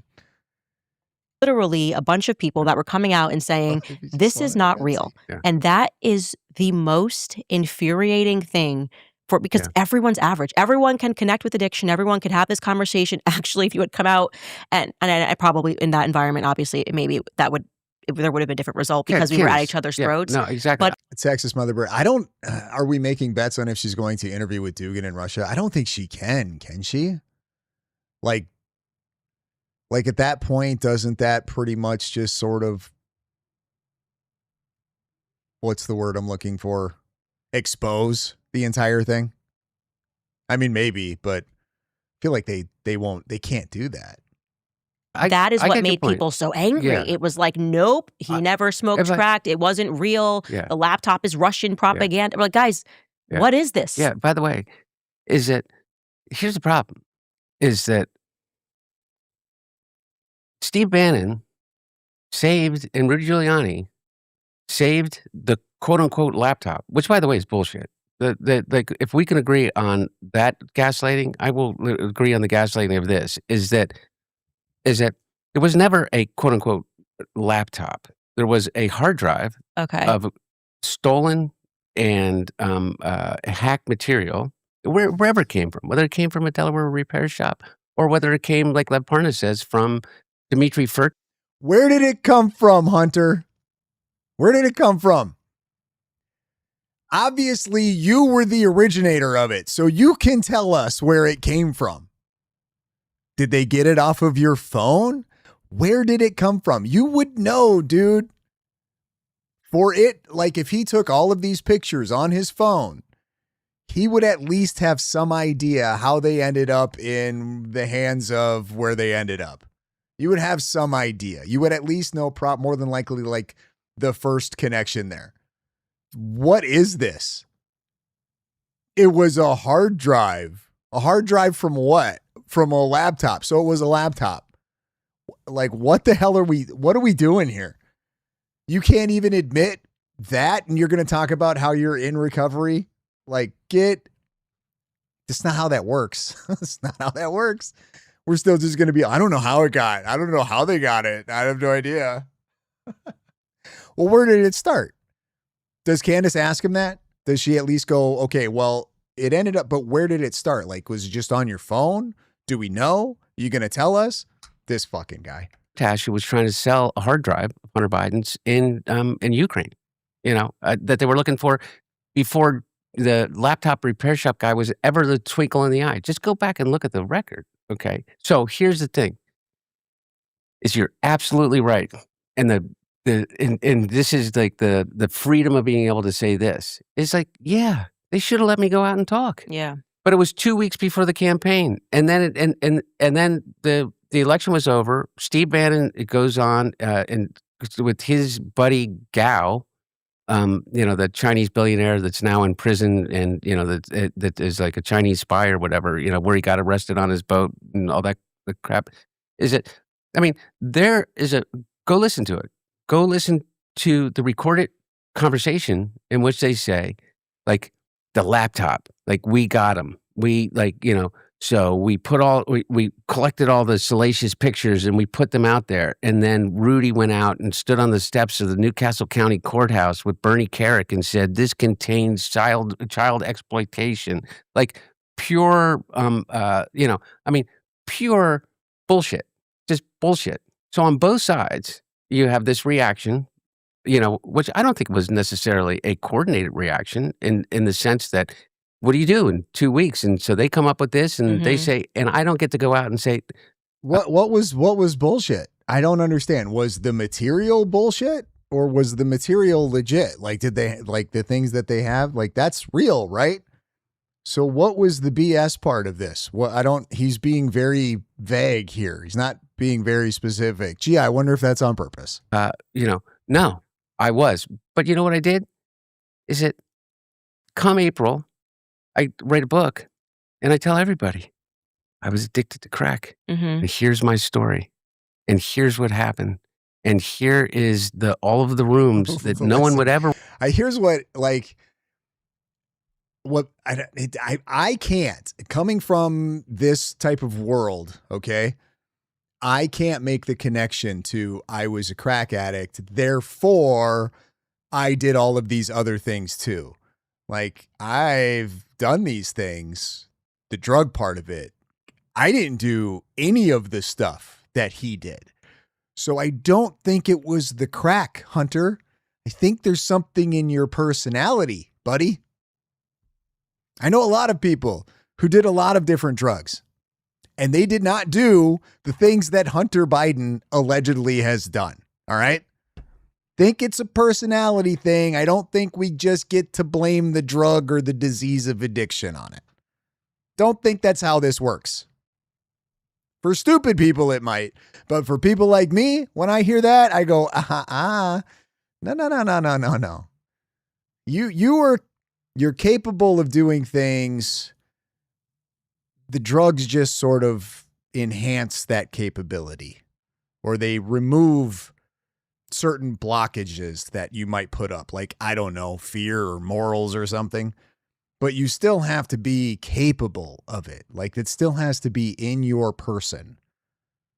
There are many, many, many bad things that I did. Okay. Many bad things. There was a line, and no amount of drugs or temptation or peer pressure or anything were ever going to get me to go over these lines. You guys understand what I'm getting at?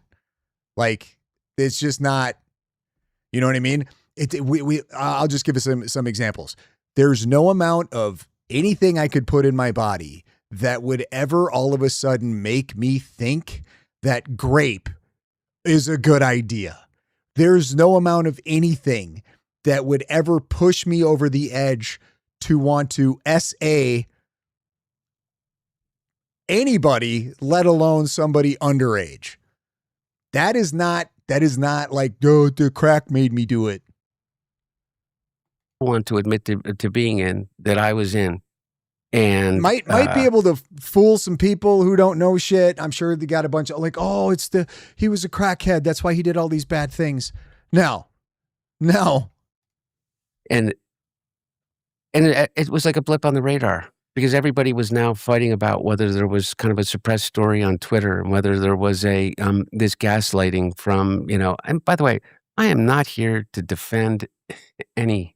But then it's part of like the political machine where they're like, we have 2 weeks to go to the election. Yeah. We're going to do this denial, because we can't afford this right now, essentially. Yeah. And then we're going to table this, make it past these 2 weeks. Yeah. And then by that time, first and foremost, your father won, right? Yeah. So, and so people are angry. They feel like the election's been stolen and that there was this entire collusion to cover a laptop, which if it was on the other side, they may have done too. This is what DC is. It's politics. But that is where I think. Audrey Unfiltered. No, plenty of addicts don't do those things and never would. 100%. 100%. And then I don't even like talking about this stuff, to be honest with you, because it's gross. It's disgusting. But like, I've had terrible things happen to really close people that I know. I've known people who have done terrible things. They're not going over the lines where Hunter went into. Like, you know what I mean? I mean, murder is pretty bad, right? But I think there are worse things. I'm being really vague on purpose, but I've known really, really, really bad people. And it wasn't because of the drugs. That was just in their personality. The anger came from, and it was just like, I get it. How dare you gaslight us? And then people then start making you this focal point of, it never had anything to do with me. Right. It was kind of bigger than you at that point. You know what the laptop proved? That you were a crackhead. There you go. That you By were the way, deep in the throes of crack addiction. all this other bullshit, bribery and all these other things that they investigated up and down during the Trump administration with a Trump-appointed U.S. attorney, with the Trump-appointed U.S. attorney, the only U.S. attorney in the country to stay on and continue to prosecute me, who then Hunter Biden would have 100% earned my respect if he would have told Joe, do not pardon me. If he would have said, no, do not pardon me. I want to face accountability for my actions, and I want to take it like a man. He would have 100% earned my respect, and I would probably be talking much different about Hunter Biden right now. Had he done that one simple thing, which is, I'm going to face the consequences of my actions. I don't want you to bail me out. Fuck this guy. Became special counsel after I got a plea deal because I paid my taxes late, and I paid them with penalties and interest, and I owned a gun for 11 days while they say I was addicted and check that box. That's it. Everybody has all the information. It's not like the Department of Justice has my digital footprint in every text message, every email. And there's not a single one in which you find that would in any way supports the really serious accusations of enriching my father, enriching himself somehow, or none of it. None of it's there. So I own whatever you want to call it. I own the laptop. Come, you know what? We can go through it together. If you're willing to avert your eyes to the tragedy of addiction. I mean, just the absolute tragedy of it. Yeah. But man, oh man, there is no space for that in discourse anymore. There's no space for the nuance of, Wow. I can't believe he said that. Let me show you all of the bad things that I've done, but you have to look at it through the lens of understanding and empathy because of addiction. What the fuck did I just hear? That is, I don't even know what to say to that.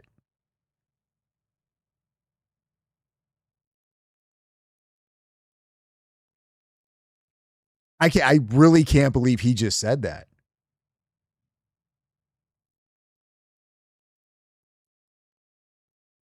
And then he just admitted to the laptop. Just denied it 2 minutes ago, but then it's just like, no, it's okay, we'll go through the laptop. Okay, come on, dude. This guy isn't owning any of his shit. Well, that was addiction. That wasn't corruption.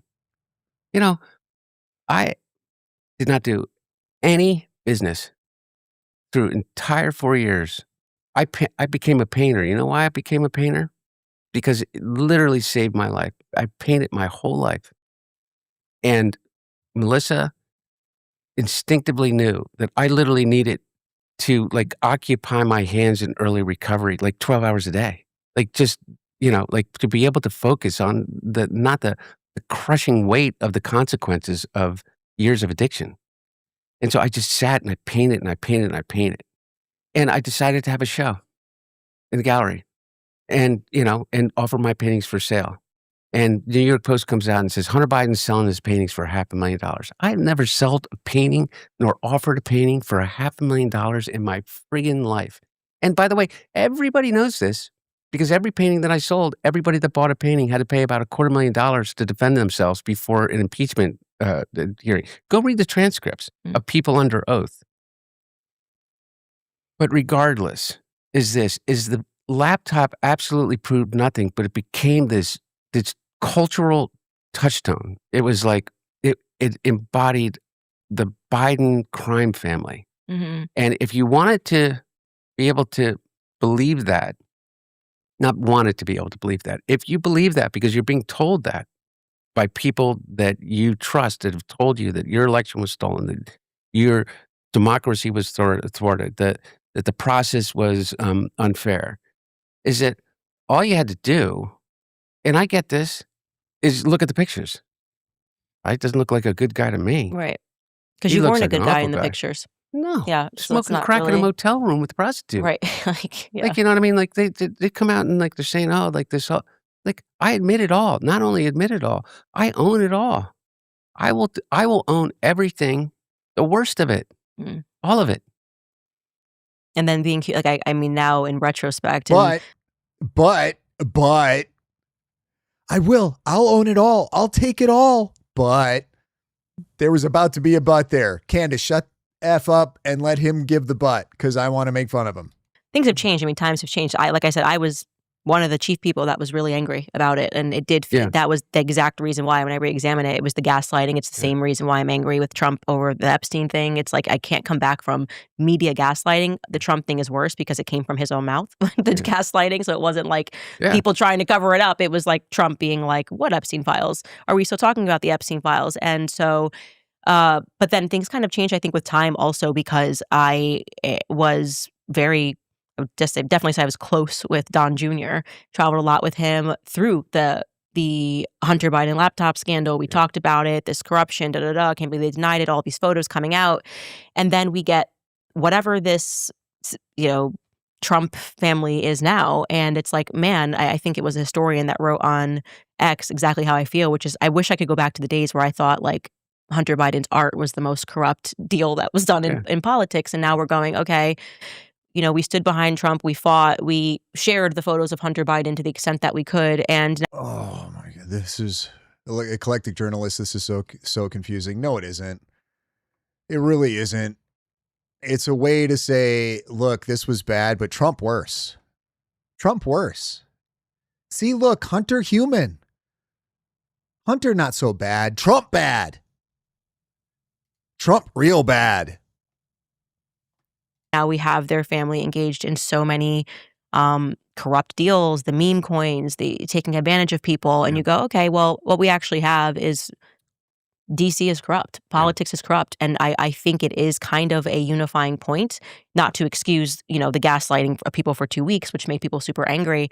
But I do think it's just a different time where people are kind of going back and examining. And I feel actually terrible realizing that you were finally clean, and then it's just this humiliation ritual over and over and over again of people putting everything out there and not realizing also your kids are facing this consequence as well, which people do not think about a lot of times when they publish. What? Isn't there like a specific context when they talk about a humiliation ritual? Isn't that like you have to go through it? It's a conspiracy that you have to go through this humiliation ritual to like benefit from it down the road. Like you do this and then you get these things from doing so. So she just accused Hunter Biden of going through a humiliation ritual. I'm so confused. I don't know what point she was trying to make there. Like, am I wrong? Like that's the conspiracy, right? CJ coming in with another 10 gifted. It's on fire today. CJ. But isn't that's the conspiracy, right? You have to go through a humiliation ritual and then you benefit from it.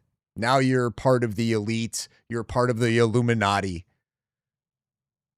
So they're just doing this. So is she implying that Hunter is part of the Illuminati here and just not realizing it? Or I think she's just stupid and just not using that in the correct context because she doesn't understand the context. stories. Like I even was reticent and didn't cover the Chrissy Nome thing because the first thing that came to my mind Do they have kids? was their kids. Like I'm like, these are kids that are about to go to college. Like, Me and too. so, and why are they doing this? Because she's in politics, right? And so this becomes, they don't think about the children. And yeah, I mean, I think now that I have Yeah. kids too, I think there's just like, wow, they don't sign up for what I do for podcasting. Kids don't like sign up for that kind of stuff. Yeah, number one, though, kids are way more resilient than you think. They're so much tougher. And I know, my girls, I have, like, God, they're tough. And they love me and deeply, and I can 100% accept that love now and return it with everything that I have to offer. But you're you know, part of what you're describing is politics in memoriam, Mm. part of it, but something's changed, Candace. There is a meanness, a willingness to adopt some very, very un-American tactics um, uh, against. Wait a minute. Wait a minute. Un-American tactics. Hey guys, quick history lesson for me. Why don't you guys tell me, how did America start? Can somebody go back in history and explain it to me real quick in the chat? Was there meanness involved in the founding of America? I forget. I forget. Were they nice and cordial with each other? Anybody? Very un-American to be mean. We're quite the opposite, actually. Quite the opposite. It's very American to be nice as long as everybody's getting along and things are going good and everybody's kind of following the same rules. It's also very American to be really mean when some people think the rules don't apply to them or that the rules are being unfairly enforced on people. What is he talking about? I'm so tired of hearing this. Oh, we're American. We're not supposed to be mean to each other because we disagree. Well, that depends on what we're disagreeing on, I think. Our opponents, because it become a zero-sum game. Mm. It's not just that I disagree with you. It's you need to be punished. You need to be punished for what you believe. There's this incredible show. Yes, depending on what it is that you believe. Yeah. If you believe some pretty sick and twisted stuff, you probably should be punished. If you've done some pretty sick and twisted stuff because you believe in it, you should probably be punished. What are we talking about? Like, oh, we're just supposed to be nice because you think it's okay to do some sick and twisted stuff? Because somehow you're able to justify that it's okay? Yeah, no, sorry. I really want to meet them one day. I don't know if you listened to it. It's called The Necessary Conversation. Have you listened to that? Mm-mm. Incredible. It's a brother and a sister who are progressives. One lives in LA and one lives in Austin, or something like that. And she runs a bakery. This sister and a mom and dad. And they are ultra MAGA. And I think they were in, Missouri somewhere. Okay. And I mean, don't take their caps off. Trump literally can do no wrong. He's playing 4D chess on the Epstein thing. I know he said no war in Iran, but, he must have a reason for it, and you can't convince, literally, but they have this conversation. And they have real issues with each other.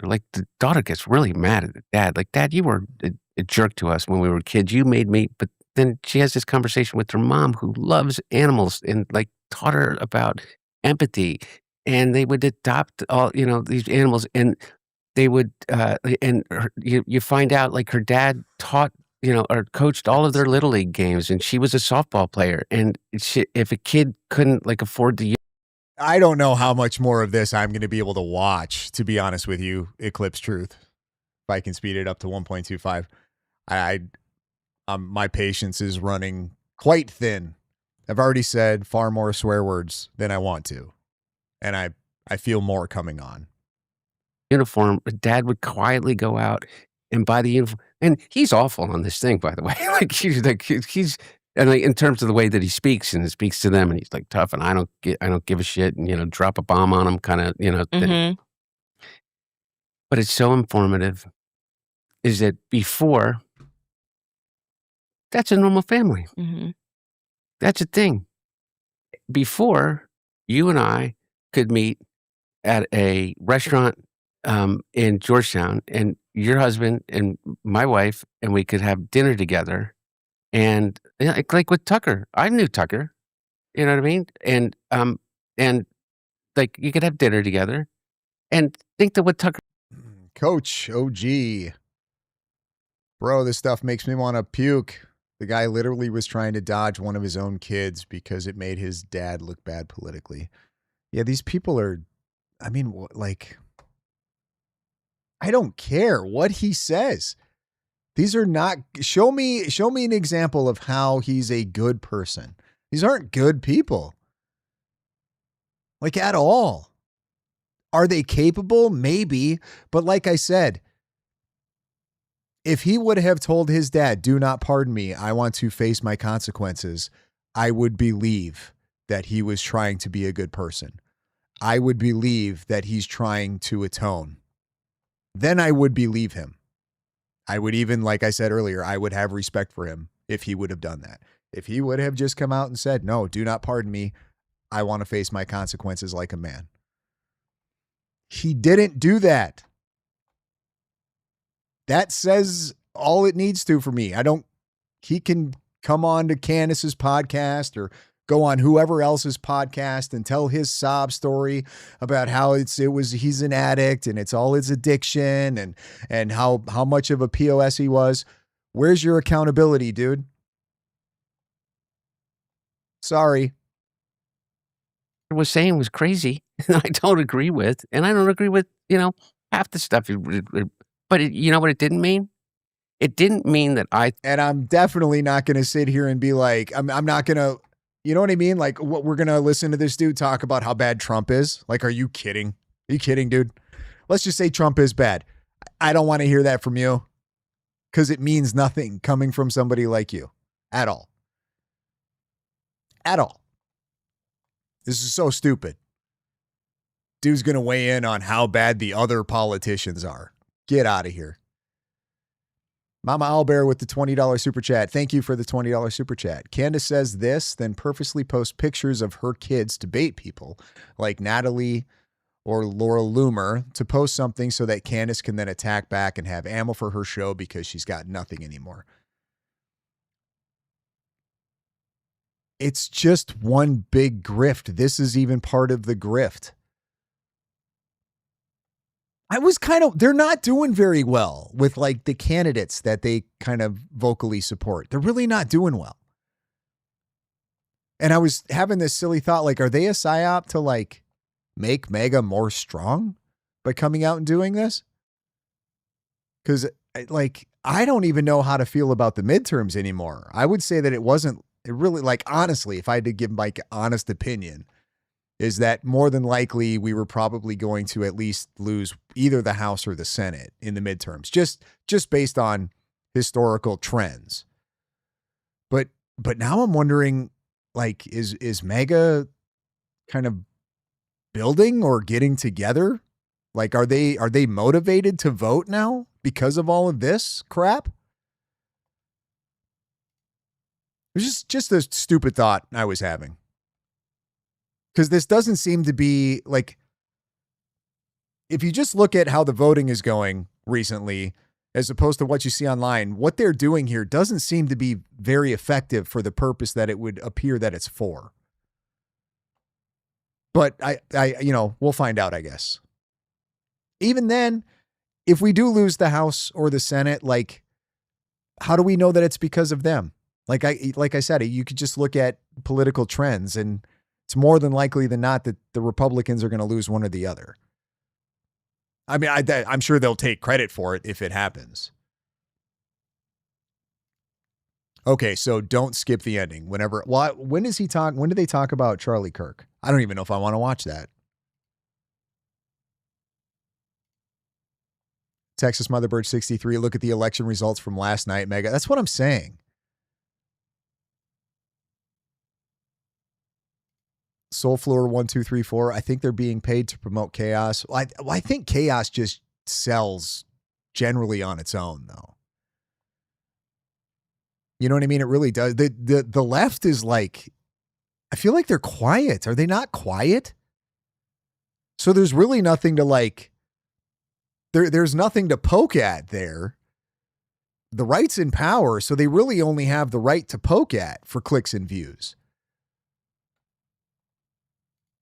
Does that make sense? Because I'm not hearing anything from the left. They are the left. That's fair point. Fair, but they have to have a reason to make, you know what I mean? They have to have a reason for content. Their content has to have a story. What's the story right now? You can only really attack the right for a story because the left is nothing. They're not doing anything. Nothing. It's weird. It's really, and I mean, I'm sure that's very strategic on their part. You know what I mean? No reason for them to talk when your enemy's basically destroying themselves. But at the same time, like, it's just weird. Democrats never shut the fuck up. And they're being really quiet. Thought that he should be tried for treason and executed. And that's what happened to me. And I mean that not figuratively. I mean it literally. That's what people were saying. And that's what people of real importance were saying.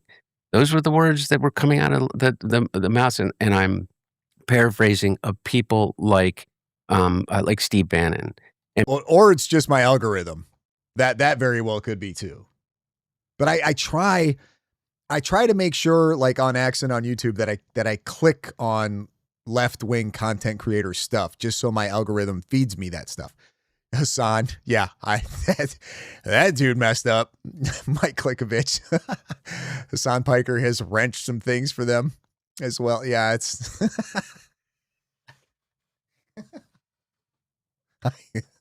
yeah.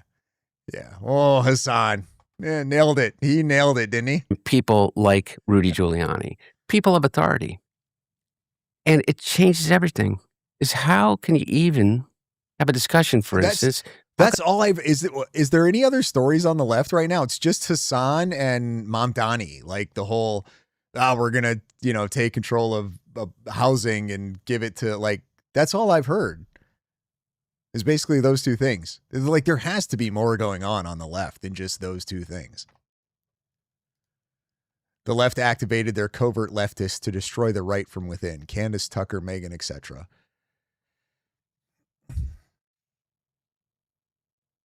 I mean, it could be that deep, but I really think it's just, this is Trump's last hurrah in politics. There's no more Trump presidency. There's no more Trump probably no more Trump in political office. So the party's going to have a bit of a void. And you've got essentially 3 years, 2.5 years now, roughly, to try to fill that void, to try to position yourself for either a position of political power or at the very least, like one of the main talking heads on the political topic. And I just feel like that's what we're watching play out. So you have to go at Trump. You have to, right? You have to attack him because he's done. I'm not doing a very good job of explaining this, but it makes sense in my head. You have to have a story to tell. You have to have a reason to make content. And right now, Donald Trump doing a good job it's just really not good content. Nobody's clicking that. Nobody wants to watch that. They want to watch the hate. They want to watch the chaos. So they're going to sell that. I don't know that there needs to be some type of like backdoor deal from other influencers behind the scenes or money behind the scenes to push that. I think they can come up with that idea all on their own. And I think that they have. But it's possible the other thing is happening though too. Right. Eclipse truth. It's not profitable for them. 100%. It is not profitable right now to be like Donald Trump good. It just isn't. There are people that are upset with the war. Period. There was a lot of center left, sort of libertarian right people that voted for Donald Trump, mostly on the premise of the border, but also the idea of the no new wars. They were worried with the Democrats that we had the Russia and Ukraine thing going on. They were worried that was just going to expand, concerned about World War III. To them, Donald Trump was the guy that was going to prevent that. So then he gets in and all of a sudden we have this conflict in Iran. So they know that there's a base that is incredibly passionate about that. So they're just taking advantage of it because what other content are they going to make? They're political talking heads. What else are they going to do?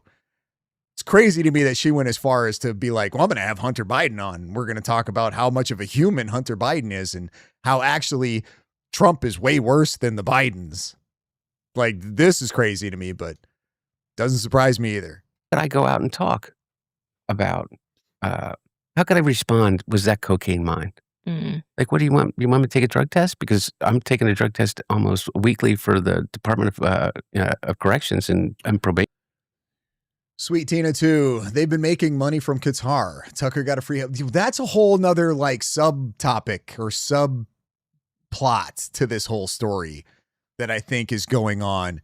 And we have this, you know what I mean? We have the Pope coming out and talking about like, well, we need to get along and yada, yada, yada. And then you've got Candace Owens and Tucker Carlson. I don't think is Tucker Catholic? I don't know if he's but all these other people in Candace's sphere sure seem to be Roman Catholic. Let me be specific. Roman Catholic. And then Hunter Biden's Roman Catholic. So you see what I'm getting at? There's like this weird religious sort of subplot happening here too. And that's, I don't know if you guys have been, if your algorithm has been feeding you that, but there's some craziness going on the internet right now between different sects of Christianity. Like, it's heating up big time. And I think this kind of crap has sort of spread into that and is playing a role. Yeah, I know. Lori Love for USA. The Pope honestly needs to shut up. It's not going to happen, especially with this Pope.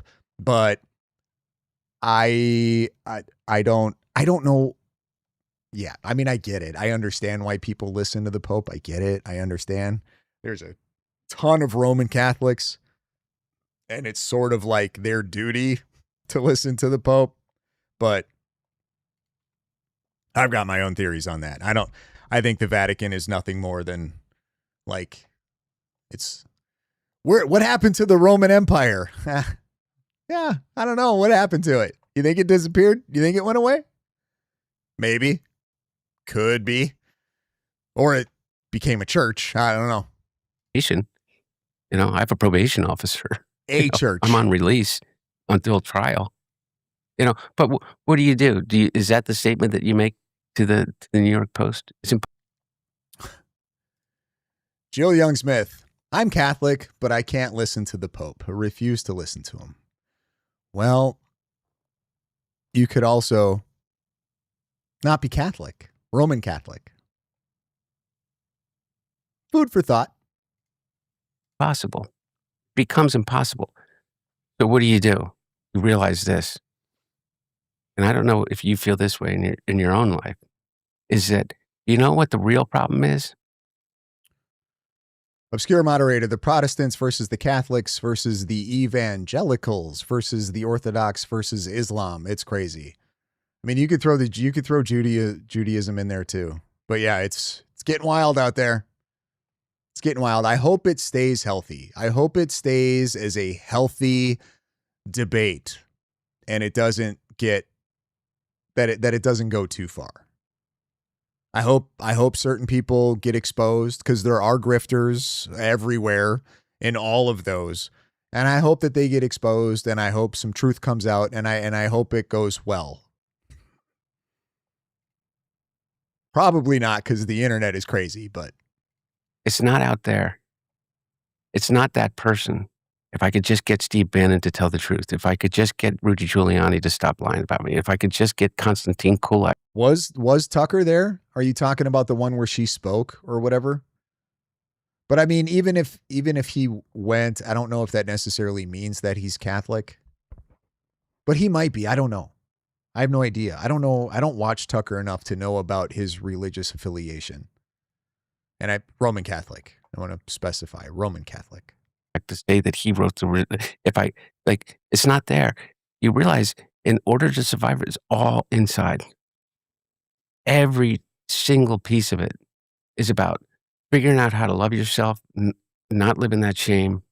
And in order for you to be able to be of service first, starts, to Melissa, return the beautiful thing that she gave me, which was a chance to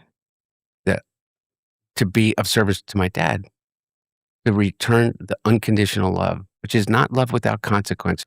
I rule 2530. I'm non-practicing. Now I just read my Bible and talk directly to him. No middleman. I'm going to be honest.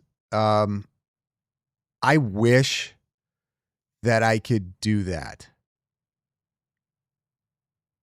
But I have this, there has to be truth, objective truth.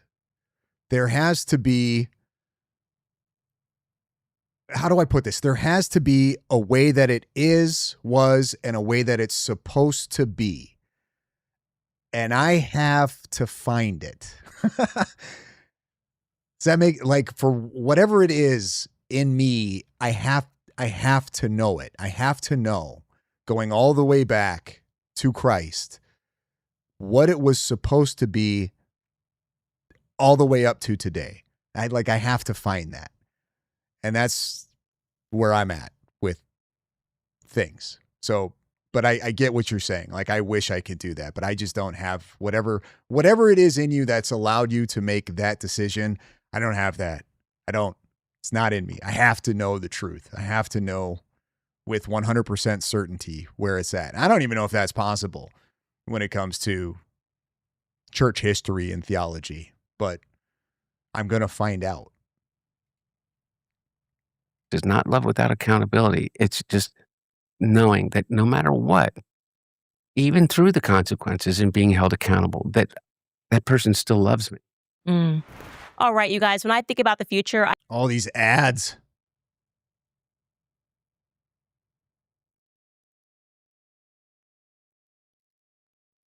With Andrew Callahan, where after I watched it, I think it sort of edited my opinion about that relationship between your dad, because I think since the laptop scandal, in my mind, it was I guess a bit cartoonish, where it was like, well, you can do whatever you want. Go ahead, smoke crack. We're just powerful. We'll cover it. We'll do it. That's the whatever. We've had so much power. We've acquired so much power.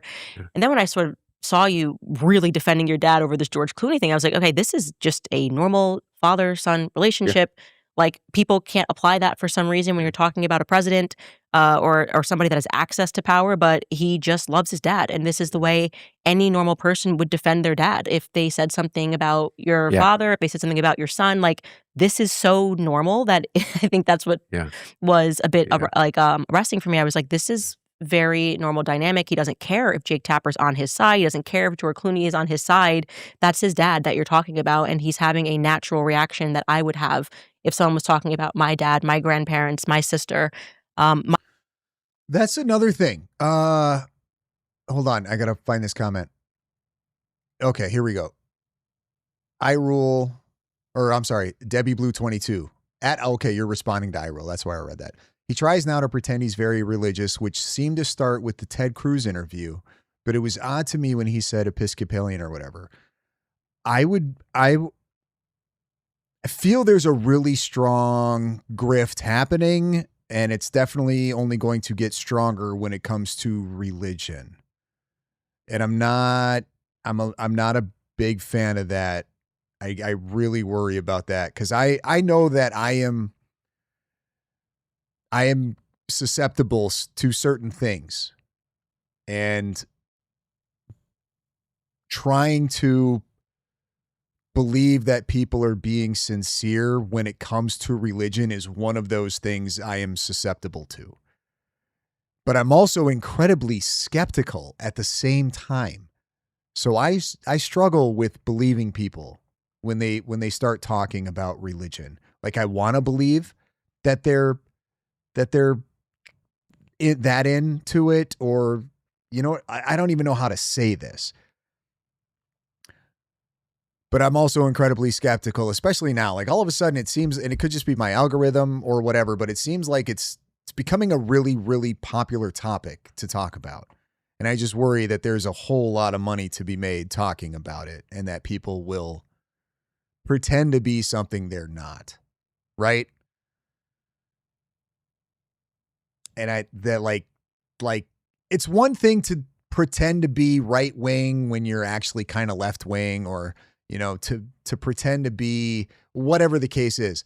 But when you start taking that route and using religion and pretending to be something you're not when it comes to that for a grift, like I don't know. To me, that's like you should be put down if that's where you're going, because that is such a powerful thing for people to be taking advantage of people when it comes to that. And there's so many things like I want to say,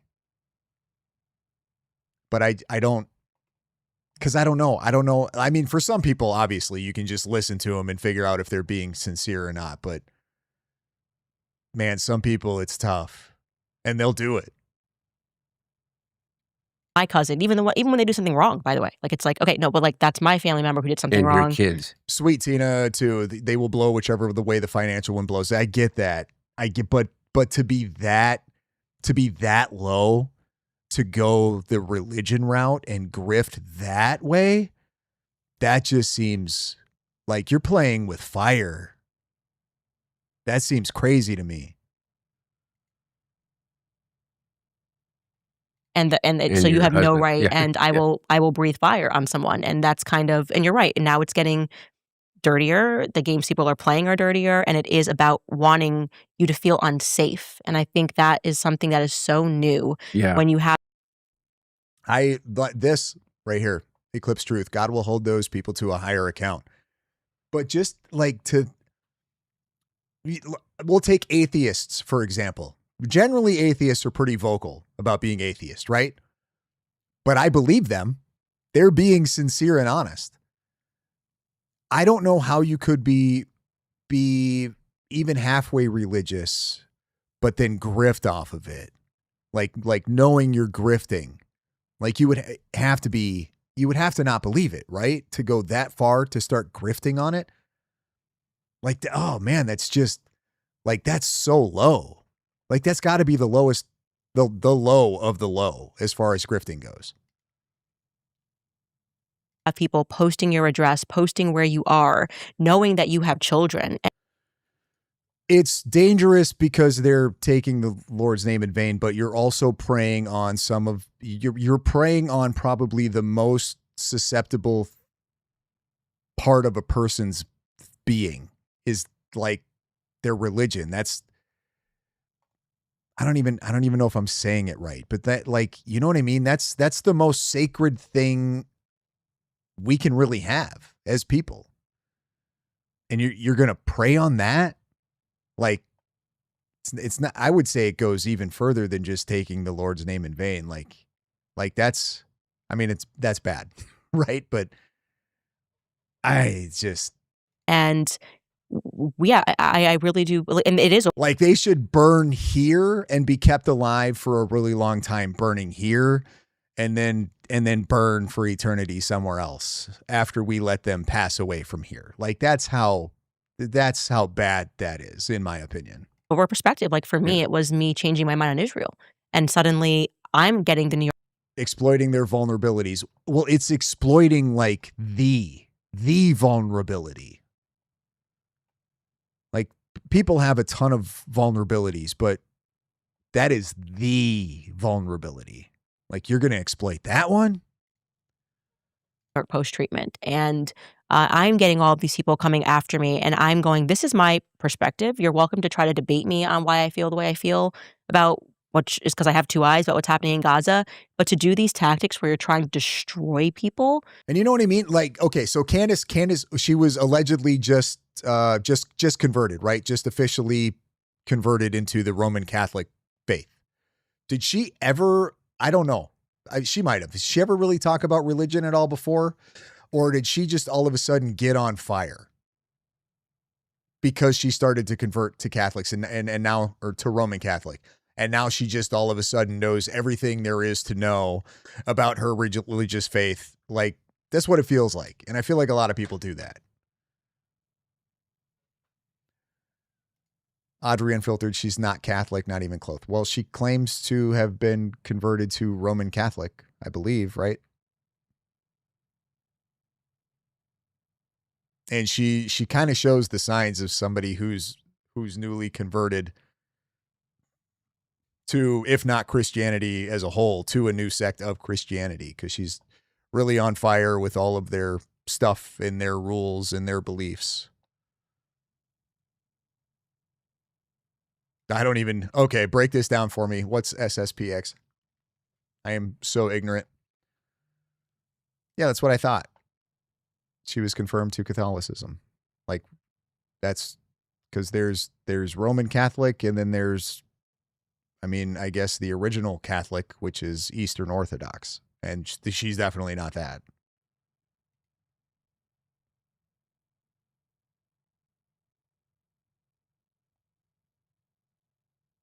Holy crap. I don't even, okay, I need to look this up. What is SSPX Catholic? Is that like Eastern Catholic or something? Society of St. Pius X is an international traditionalist Catholic society?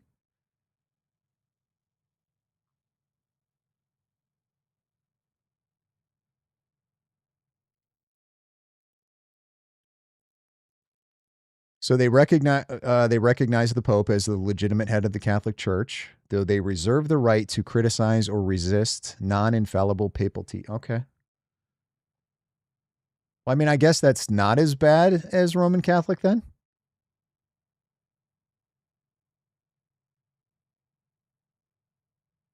Of course, that's Google's AI overview of it, so I don't know how accurate that is. Maybe you guys will correct me. That feels very, very new to me. Yeah, and that let's be not let's be honest. I hate that phrase. Okay, I got it from my perspective. Is this? I know where that started, and that started when Donald Trump, from rally stages, started the "Where's Hunter?" Started to yell, "Where's Hunter?" Call and response crowds, and then they printed T-shirts, and then they made hats, and then they made mugs. "Where's Hunter?" And then they showed up my door. I didn't have any security. I didn't have anybody. I can't afford that in my life, particularly at that time. And they literally showed up at my door with bullhorns and MAGA hats, and on the direct, and the way that they got there is the New York Post published on the front page, on its cover, an aerial view of my home with the address, and then in the thing said, and if you stand here at this, on this part of the street, you can. There seems to be more people picking up Christianity right now because it's become more socially advantageous to grift off of, although I'm sure there are people genuinely coming to Christ as well. I suppose every gray cloud has a silver lining. I mean, the fact that it's becoming seemingly really popular is not a bad thing. Can see, and there are floor-to-ceiling windows, and and so they showed up. Wow. And Melissa was what? No, it's not. No, he's just full of shit. He's probably just a compulsive liar. That's not the drugs. That's a personality thing. 6 months pregnant at the time. She got in the car because she was alone at the time, and sped off, and they followed her, and they ran her off the road. She panicked. And then, she got and they did it again, and they surrounded her, and that's new, man. That is new. And like, similar to you, is it like, before I sat down, I heard where you live, what the level of security that you have or didn't have, and, what your perimeter of your property is like. How the hell do I know that? And how is that even remote? Okay, so AI is saying that she is Roman Catholic.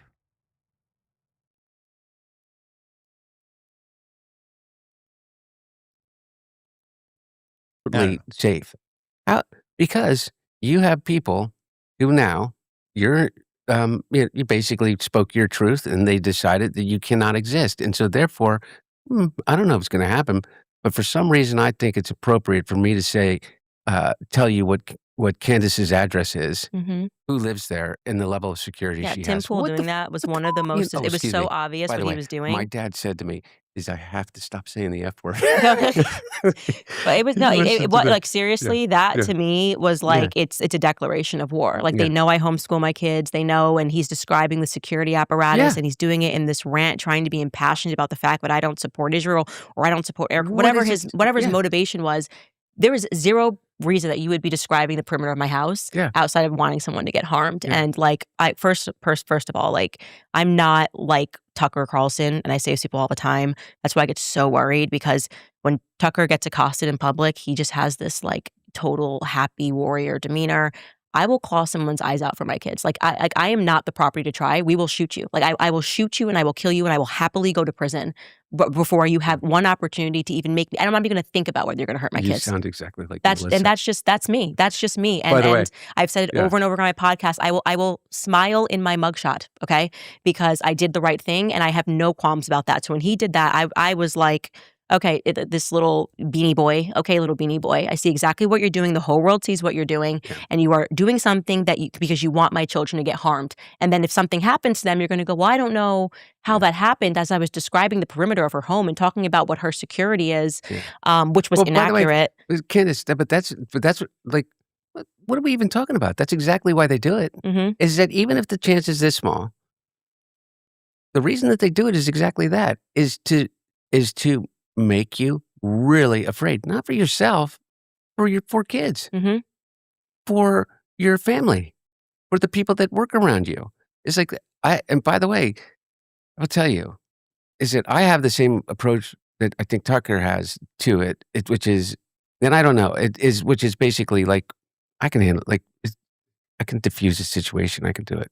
Melissa, people kill you. Yeah, I'll kill you, and I'll ask questions later. And she did exactly the same. And you know what really worries me? Well, it doesn't sound like he can diffuse the situation at all. Sounds like he couldn't handle it. It kept driving him back to smoke crack. Isn't that what he just said earlier on in this interview? Now all of a sudden he can diffuse the situation and he can totally handle it, but he needed a pardon from daddy because of how well he could handle the situation. Is all of a sudden we're all talking about violence. Mm-hmm. Like, you're talking about violence. Violence is defense, but now you're talking about the violence. Mm. And then they kind of like go, "Oh, you're gaslighting us. This is bullshit. You're fine. You're really rich and you this and that. You can take care of yourself." It's like, bullshit. Did you see what just happened to my best friend? Yeah. Look, I mean, we Like, just what watched are you talking Charlie about? and he had a Yeah. full security apparatus. Yeah. We still don't know what happened to Charlie Kirk. Yeah. There's zero interest. That's another thing that just completely, for me, was like done with Trump whatsoever. Like, I mean, there's just no way for someone who came from the inside and watched the work that Charlie did to get these people elected. Don Jr. was like a brother to Charlie, literally like a brother to him. Yeah. And to see the Trump brothers, to see Donald Trump himself, Kash Patel, who Charlie pushed for him to lead the FBI, had him on his podcast. J.D. Vance, like, came out of nowhere. Charlie was like not sleeping to make that happen.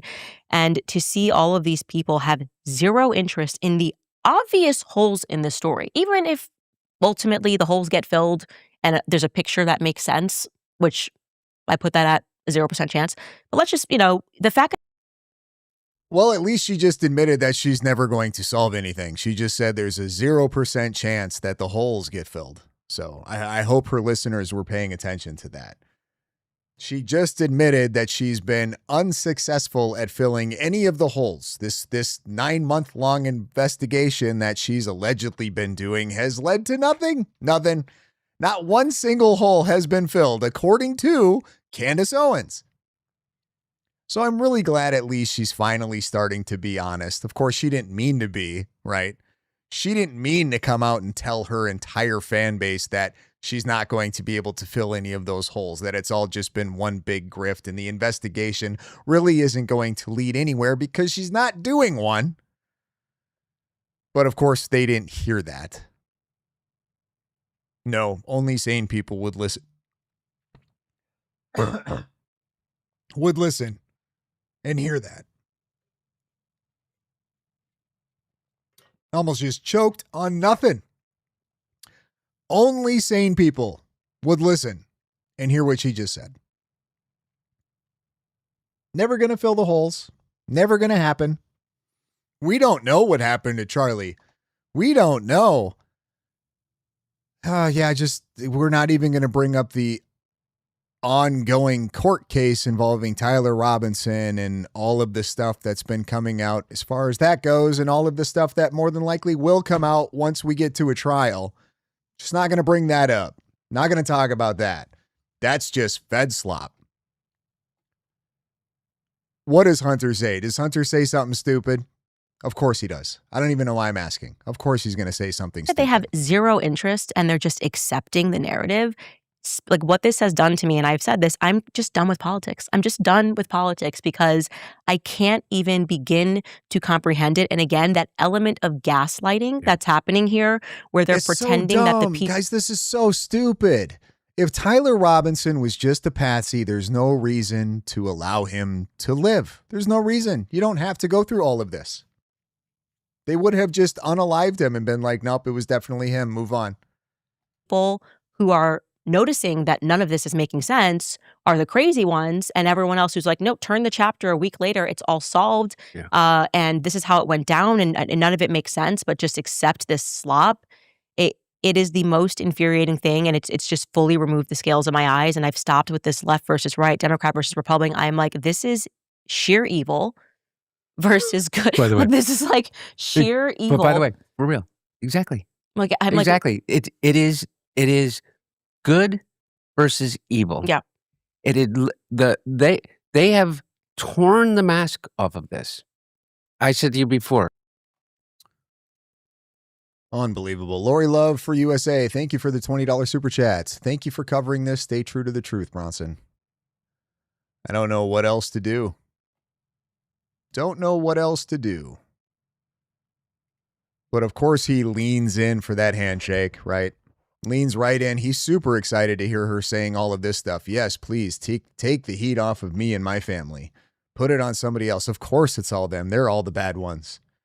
It's all crooked and corrupt. Wasn't with my dad, but it is now for sure. You finally get it, Candace. You finally get it. Is that I pray to God that by the end of this, that you think of me as a friend, because if anything ever happened to me, I want you and Melissa team up. You'd like, oh my God. Of it's not happening to Charlie Kirk. And the criticism of you for asking the questions for someone who was like a brother to you, it's like, what the F are you talking about? Yeah, that's the gaslighting. It's like, how dare you care? Coming from someone who you've attacked and politically, you've had all of your criticism, which I have no problem with, and we disagree on so many things. But I listen to you and I go, right on. Like Epstein, like you want to figure out why they don't want to let the release all the Epstein files? All you got to do is literally look at a picture of Trump standing on his stage at his inauguration and look behind him. Yeah. I mean, it's like every single person. He's protecting his donors without question. I mean, it's crazy. Like Paolo Zampoli and this and that and the other thing and all of these things. It's like, okay. And by the way, anyway, my point is it's like, when are people going to kind of wake up to the fact, and it's not left or right. This is a really, really horrible group. Oh, of course it's not left or right. It's never left or right, guys. Guys, it's not left or right. It's okay. You can vote for a Democrat. This red versus blue thing. No. We can't. That's not. No, it's deeper than that. It's deeper than that. It's okay. You want to stop Trump and you want to stop all the bad, corrupt red. It's okay to vote blue. It's okay.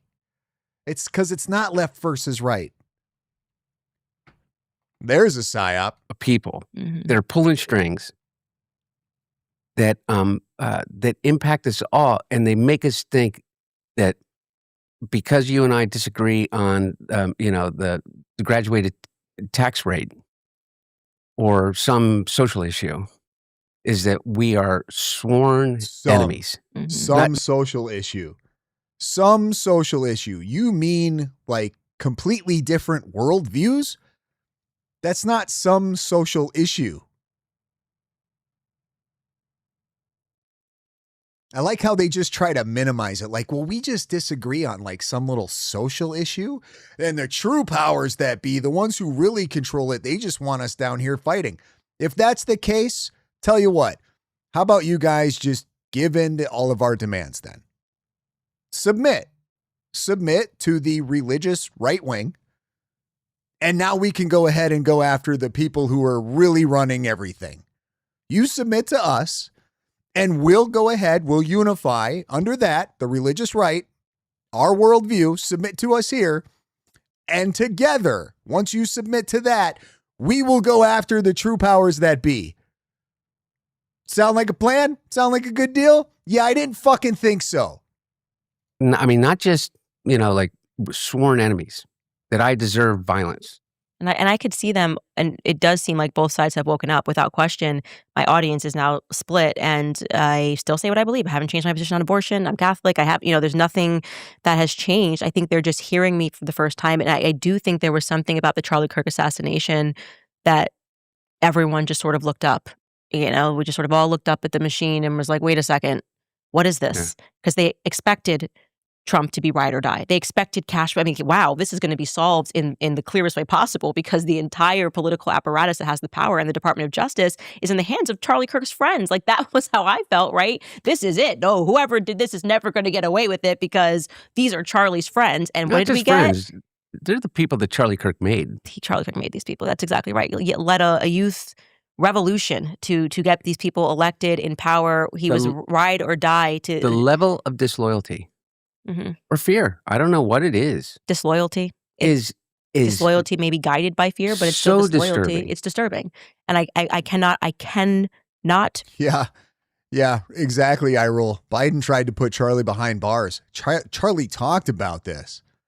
That's why he was so emotional on election night, was because he thought like, oh, thank goodness there's a solid chance that the Biden administration and the Biden DOJ won't try to put me behind bars now. Awesome. Yay. Looks like I might not actually go to jail for nothing. And here she is. The bestie. These people are so retarded. Forgive Trump, the Trump family, what they have done or what they have not done for Charlie. Can I keep one of these? Yeah. Conspiracy? Yeah. And I'm full on. I'm like, call me a conspiracy. I'm like you, where I'm like, oh, what is the shame tactic of the day? You're calling me a conspiracy theorist. Great. I'm like, you'd be a fool to believe the stuff that they're telling us today. The stories are telling us. I mean, it is something that is just so disturbing. And I think that the Charlie assassination has just so crazy, like, because he was so Republican conservative, but I think it's brought people together in a productive way. Yeah. Look, yeah, so productive. So productive. You guys are killing it. All the productivity that these people are doing. It's incredible. It's incredible to see. You guys know what I'm talking about, right? They've been super productive. Filling no holes. Never going to fill any holes, as Candace just said, in the investigation that she's been doing for 9 months. Never going to happen. But they've just been so productive at completely destroying innocent people's lives. Oh yeah. So productive. I'm here. And you're here.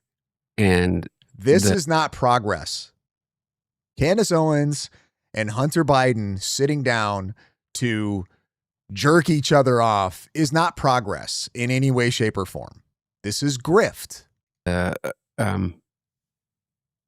really think that we're not unique. I think very, very kind of emblematic is that I'm like, let's put the past, not behind us. Like, I'll explain anything you want. I'll talk about anything that you want to talk about that you still have questions about, or that anybody is. But not your dad, which you said right away in the beginning that you wouldn't. So obviously not everything, Hunter. You won't talk about everything. But this isn't right. This we're witnessing right now is not right. Mm-hmm. The level of corruption, the obfuscation, whether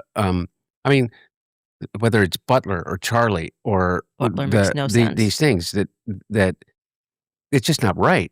And it's so glaringly not right. It's almost. I'm sorry. I'm confused. Whose DOJ was it when Butler happened? I don't believe Donald Trump was the president during that time, was he? I don't think that was his Department of Justice taking care of that right away, was it? As if they're just saying, F you. Epstein? They're not even. Epstein, 4 years. 4 years? Nothing. Not a peep. Not a peep about Epstein. Nothing. The only ones saying anything about Epstein were the people on the right. That's it. And then Donald Trump got elected, and all of a sudden the left had all kinds of things to say about the Epstein files. They were super, super curious about Epstein. That became the number one topic for them, just out of nowhere. It's crazy. I don't care. We don't even get good psyops anymore, and that's what I keep saying. I'm like, it's so disrespectful that we're not even getting good psyops anymore. Like we're supposed to believe he survived 4 assassination attempts, the first president that's ever survived 4 assassination attempts. Yeah. They lie to us about things, they make a big deal, and then they make it want to, it's going to go away. They're going to keep pretending and telling us that this is a totally normal grieving widow. Okay. No one's buying that. That something's just not right here. Everyone can see that. This is not how you would react to your husband being shot. And this sort of just, I'm fine. And 2 weeks later, I fully accept the narrative. I have no interest in anything else. It's over. Let's close it. I forgive him. Let's move on. You're asking us to abandon our common sense and our humanity is what you're asking us to do. And that kind of seems like where we're at. Like they're insisting on this. And I'm going, where is this going to go? Because we're not doing the thing they want us to do. Like they're just constantly giving us slop all the time. Even the recent White House Correspondents' Dinner, there was so much theater to it after. So much theater. And now it's kind of, okay, Secret Service maybe shot each other and we're just going to kind of quietly move. Tina Marie, 6771. We don't even get any good psyops. Imagine complaining about that. You believe that these are psyops. Imagine wishing they were better. That makes no sense. Boy, I wish they had psyops that really fooled me. What? Wouldn't you want the psyops to be bad? If you believed that everything was a psyop and there was all this conspiracy running rampant, wouldn't you want it to be easy to figure out? I can't imagine you would want it to be difficult to the point where it actually fooled you like a psyop is supposed to do. What is she saying? Marble Light 100, it's amazing how the assassination attempts on Trump are his fault or fake. Do people think Hunter Biden is worried? Do people think Hunter Biden is worried Trump lying to his base? Or does it serve him to run with Candace's division? Simple. Yeah. Yeah, I don't know why Hunter Biden would care if Trump is turning out to be a liar. That would benefit them. Yes, I know. I agree. So stupid. Ash Bay 39, she claimed the last one at the White House was faked, but then said she was glad the shooter was unalived. Yeah, it's Candace Owens. She's very consistent.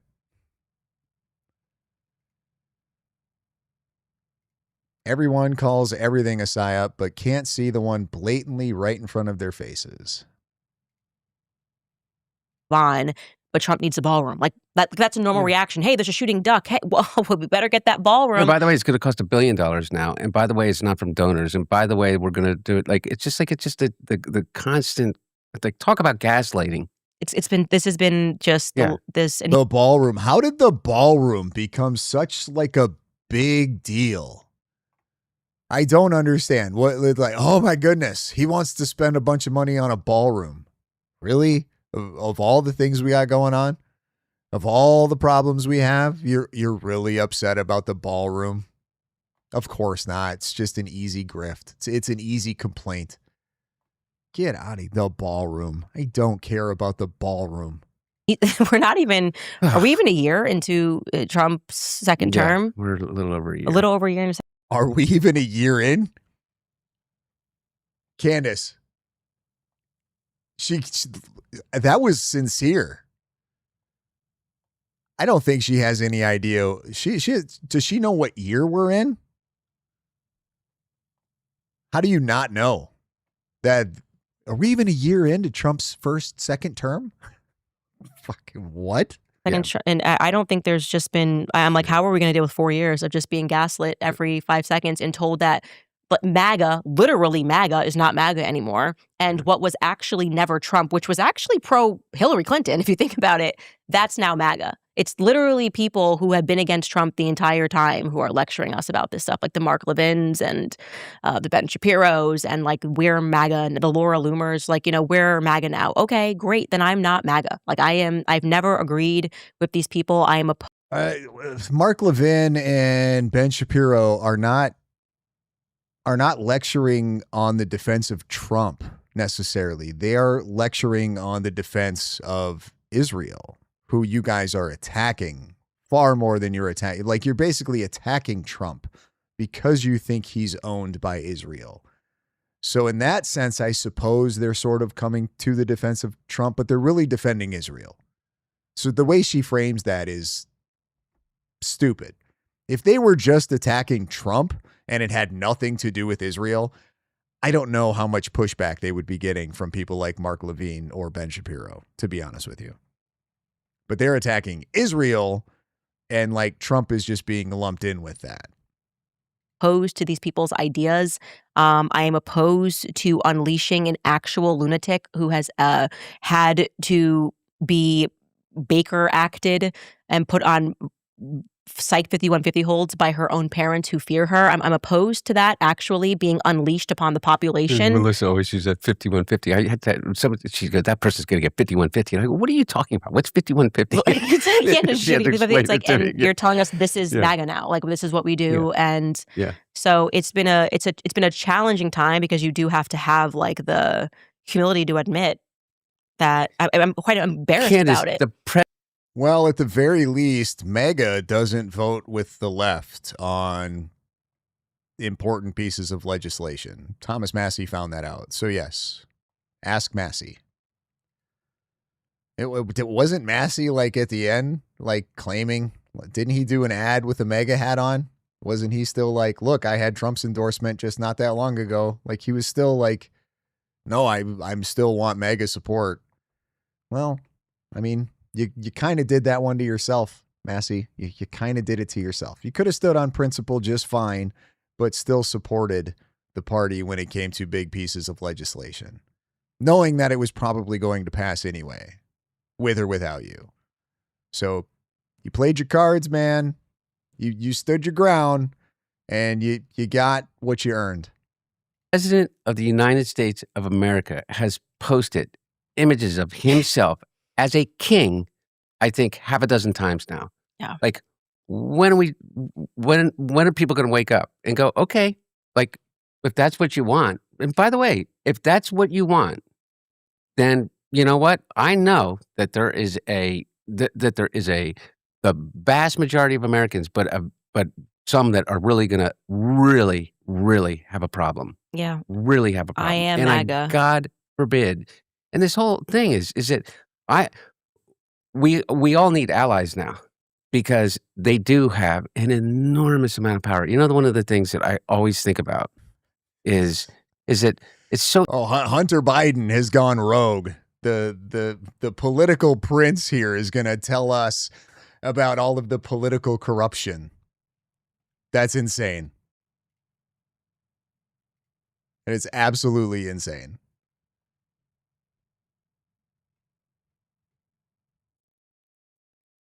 I cannot believe what I'm hearing from this dude. This is wild. easy to silence people, but it would be particularly easy, for instance, to go like if someone like the whole cocaine in the White House thing. By the way, I look at your premise is that like you can believe whatever you want to believe, but I know my truth, and that's all I can do. And you preferred crack anyways. 100%. Okay, and I would The not. evidence is And by the way, overwhelming. He I would preferred not have. crack. I would not have forgotten it in a cubby. Not if you're crawling on to the floor. go into the Situation Room, which I've never been in before. Okay, so at least he finally just admitted the point there, which if you weren't here in the beginning, he went on this long tirade about how like that absolutely was not his cocaine in the White House. When I was like, obviously it's not. A guy like Hunter Biden is not going to just be leaving cocaine behind. It's just not going to happen. So finally, he said it. He could have just said that. Like, no, trust me, I'm not forgetting where my cocaine is. I'm not just leaving that behind. It's all he had to say. Everybody would have believed him. Like, you know what? Yeah, that tracks. Probably not his cocaine. Exactly. I mean, Jesus Christ. Anyway, but my point is that what if they, what if I'm flying back to LA and, and I go through security and they find drugs in my bag? Who would believe me that I'm clean and sober? Who would possibly believe me? No one. No one. No one. I would go further and say, who would care? Who gives a shit if Hunter Biden is clean and sober or not? Who really cares? Maybe the people closest to him, but then again, maybe not. Does he even have people close to him anymore? Who cares? I could take drug tests and I could prove it, and I could, I mean, literally, I pack my bag in front of a witness everywhere I go, so that at least I would be able to say that. Here's the crazy part, is the idea that I would think that there is a government in power capable of doing that. It says everything anyone needs to know about where we are. Yeah. The idea that you feel unsafe. That's not kind of an ego there. No? Listen, I have somebody who watches me pack my bag everywhere I go, so I can say for sure that I'm clean and sober. What? Like, I think you're missing the point of the program entirely. Coach OG, love you, bro. Keep up the good fight. Have to give the kids a bath. Thanks for stopping in, man. I appreciate it. And I appreciate the $5 super chat. Go ahead. Go bathe them. I get it. Take it easy. We will definitely see you next time. In the United States of America, because you disagree with the current administration on a issue that 70% of Americans agree with you on. Mm-hmm.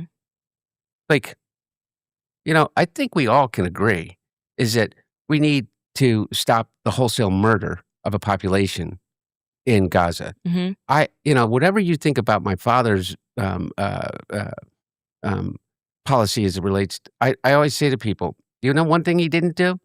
He didn't greenlight to turn Gaza into a Trump golf course, with the maitre d' being Jared Kushner with $4 billion in Saudi money. It's despicable.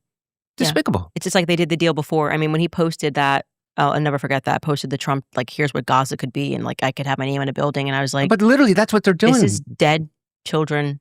Like, you're literally saying this is all going to be fine because we're going to get up a Trump resort or something. Positively despicable. I mean, just positively despicable, tasteless, indefensible. And it's not a joke, though, is my point. It wasn't a joke, and that is the deal. And that's what they're doing. Mm-hmm. Literally doing. And by the way, they're doing it out in the open. I mean, Cats in the Cradle 89. I couldn't get a straight answer from my church as to why they accepted her and will they excommunicate her. Maybe looking for another religion. I'm assuming by you just mean another church, right? I hope you don't mean like Christianity as a whole. I had my own issues with the Roman Catholic Church far before Candace anyway, so I get it. It's not as if they're hiding it in any way. Mhm. I mean, they Bugsy. Body language, I get it. Yeah, I'm surprised I've made it this far, to be honest with you. I am surprised I have made it this far in this interview. This is just all one big pile of shit. There's no sincerity anywhere in here. they are making deals as they go through. You know, like I always say to people, it's like you had such a problem with me. I don't know, and I don't want to claim with 100% certainty. I've just been around a lot for a long time, around a lot of really shady people who were shady, but then also shady people who are trying to not be shady. And I feel like I have a pretty good bullshit detector, like just over the amount of experience I have in just dealing with crappy people like this. And I, from my own experience and my opinion, this is bullshit. It's all bullshit. I didn't do any I'll business. take the paintings. I didn't do a single business. Every single. I am an hour and 12 minutes into an hour and 49 minute video. So I don't know if I'm going to finish it, but I was told that I absolutely have to watch the end because something happens at the end.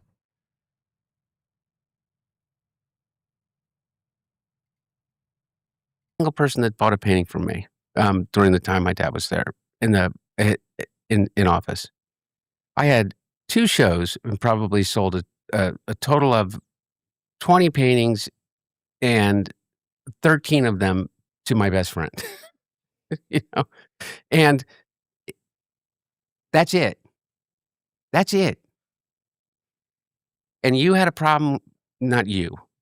Well, you too, but had a problem with me as being this emblem of corruption. These guys, okay, Don Jr. got the single largest loan guarantee from the Department of Defense ever handed out of over $600 million for an energy company, a fusion energy company, of which he has zero experience in. They have gotten Jared Kushner, who's never run a private equity fund, has now a $4 billion private equity fund with 80% of the money coming from the Middle East, of which he continues. And here we go. I thought Hunter was on this whole like recovery thing and I'm going to own my stuff. What about your side of the street, Hunter? What about your side, buddy? Shouldn't you be a little bit more focused on your side? Oh, look, they're more corrupt than we are.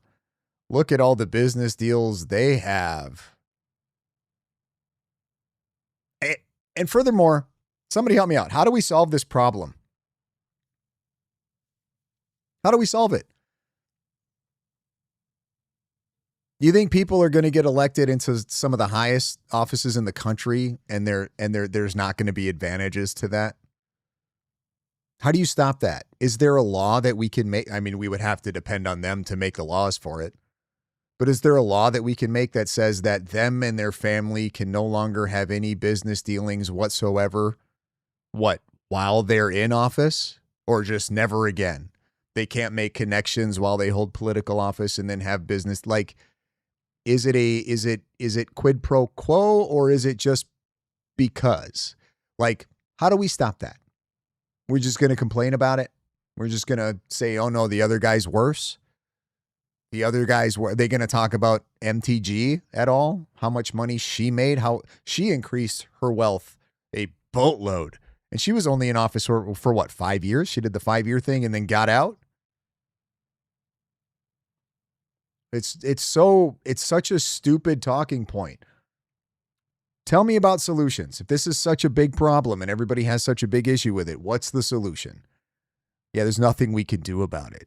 Nothing.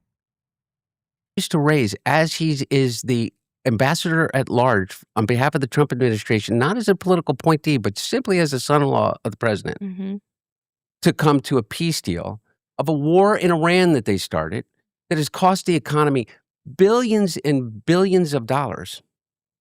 Correct. Eclipse Truth. They all do it. Yes. And if they don't do it, they're probably just stupid or nobody likes them. But yes, they all do it.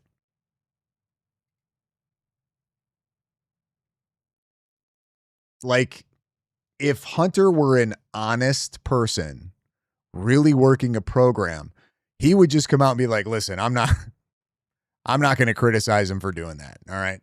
Because everybody does it. So for me to sit here and be like, oh, they're bad because they did it, but I'm not bad when we did it because they're making more money doing it because they're better at it. Like, that's not a very good argument for him. So if he really had any morals, that's what I would assume he would say. It's like, well, I'm not touching that one. We can talk about something else. I can say what they're doing is wrong and, maybe things that I haven't done that they're doing, but to say that they're worse because they're better at it makes no sense. For war, nobody wanted.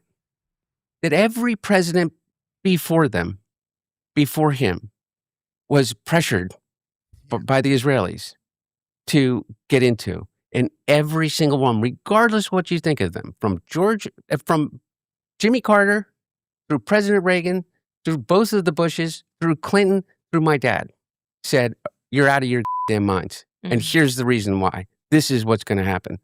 So who benefits right now? You know who benefits? The people that are making trades of billions of dollars on market manipulation that occur. Insider And we all know trading it's literally out in the open. But who's gonna you will not get a disagreement out of me. Like, you gotta be kidding me. There's no way you have Hunter, unless maybe Hunter just was too stupid to take advantage of the position and do insider trading. But that doesn't mean that he couldn't have done it. But you've got to be kidding me that we have Hunter Biden on here complaining about politicians and insider trading.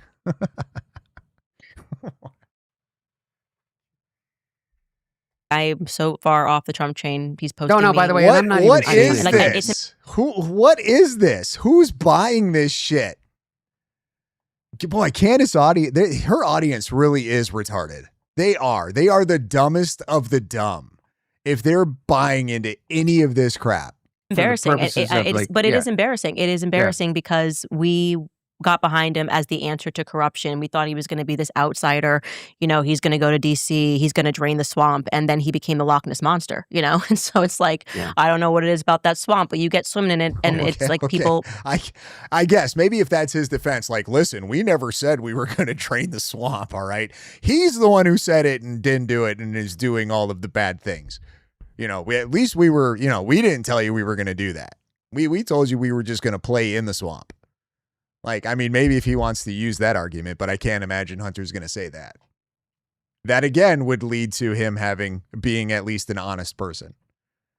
Do this. And yes, it has been for Israel. Not to say that Trump wasn't pro-Israel. 24, and like the audience, it seems based off the comments on the YouTube video itself, it looked like her audience was very sympathetic towards Hunter Biden and that they were so glad that she did this because it makes him look so human.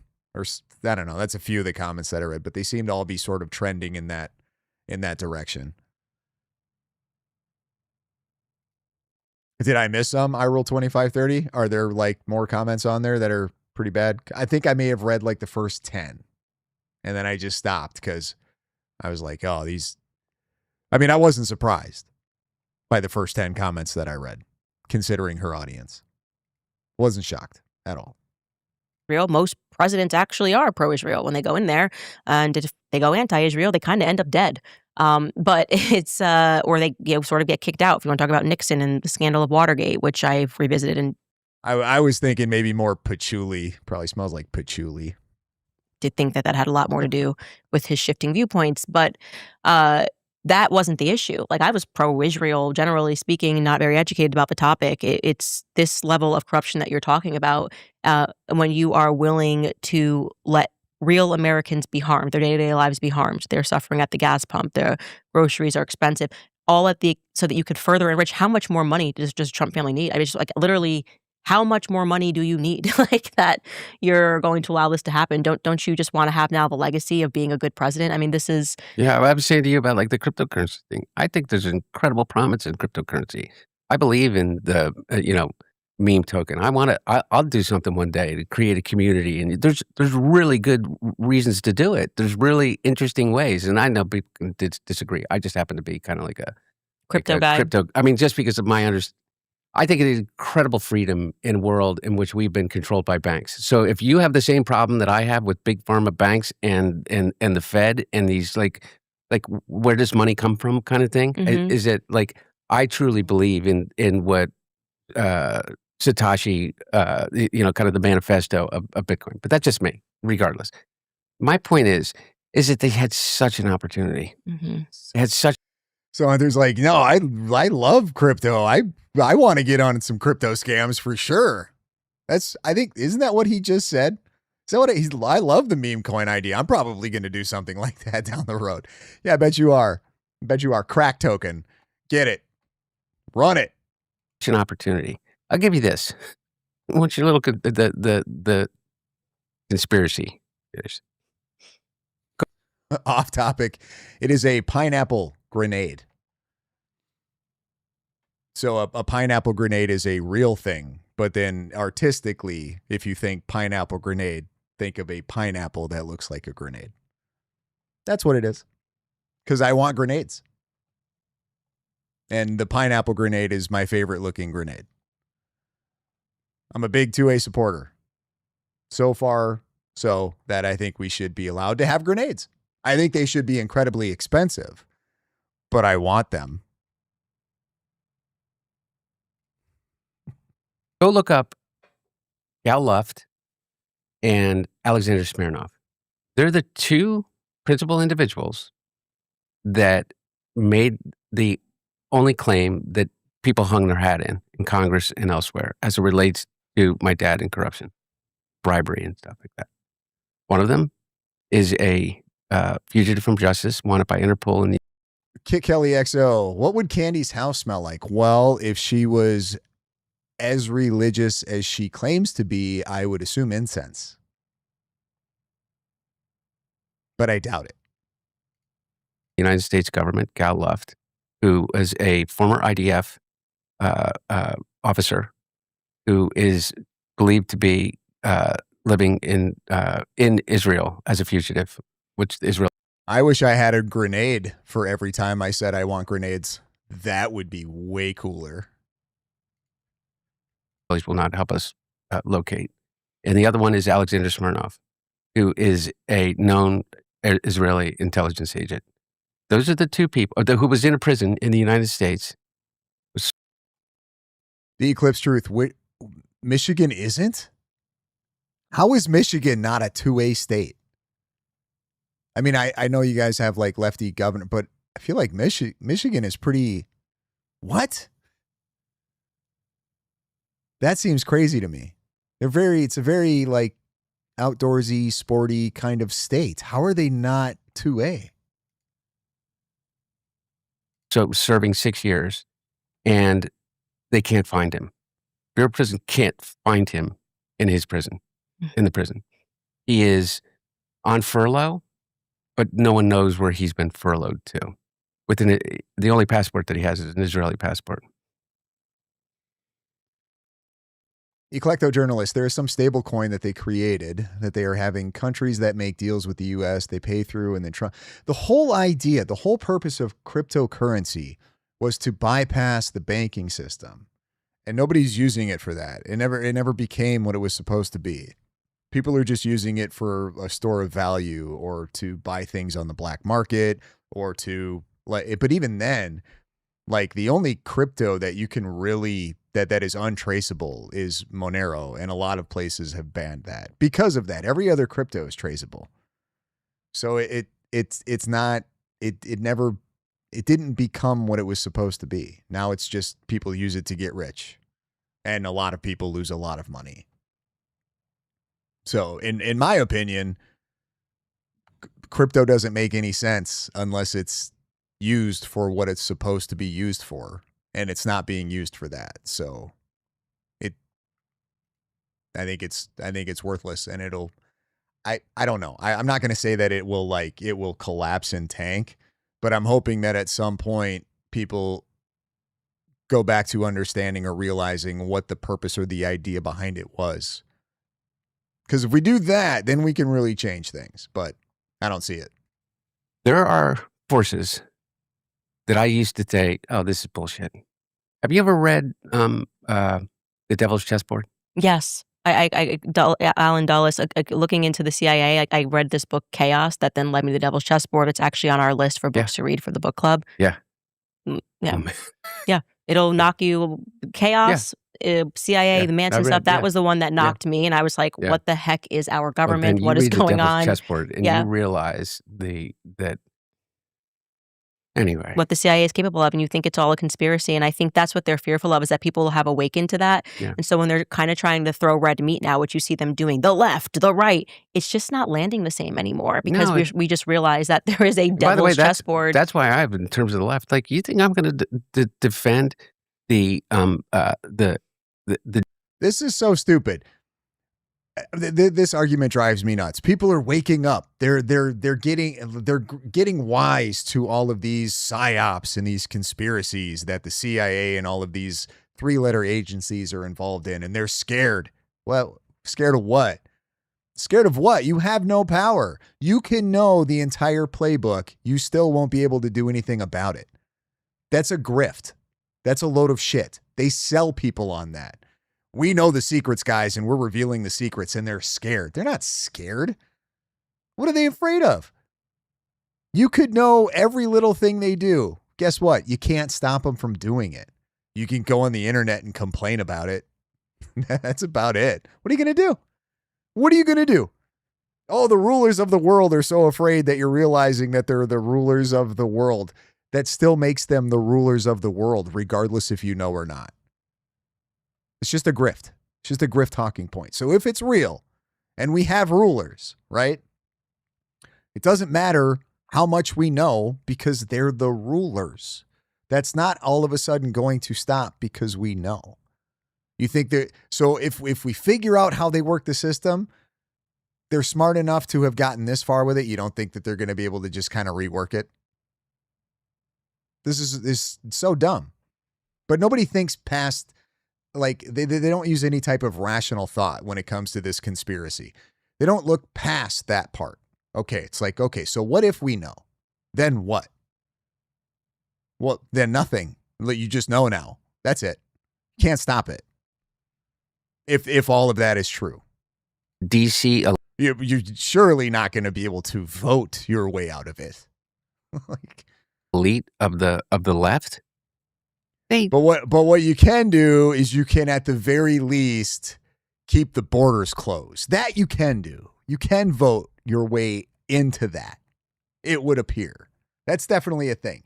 You can vote to make sure that we don't have a weird pride agenda being pushed and just being exposed at the White House on a regular basis. You can vote your way into or out of that. So if that's the game we're playing, then I guess I can only do what I can do, and I'm gonna vote for closed borders. They crushed my dad. So stupid. They when they saw their chance, they did everything in their power to push him out.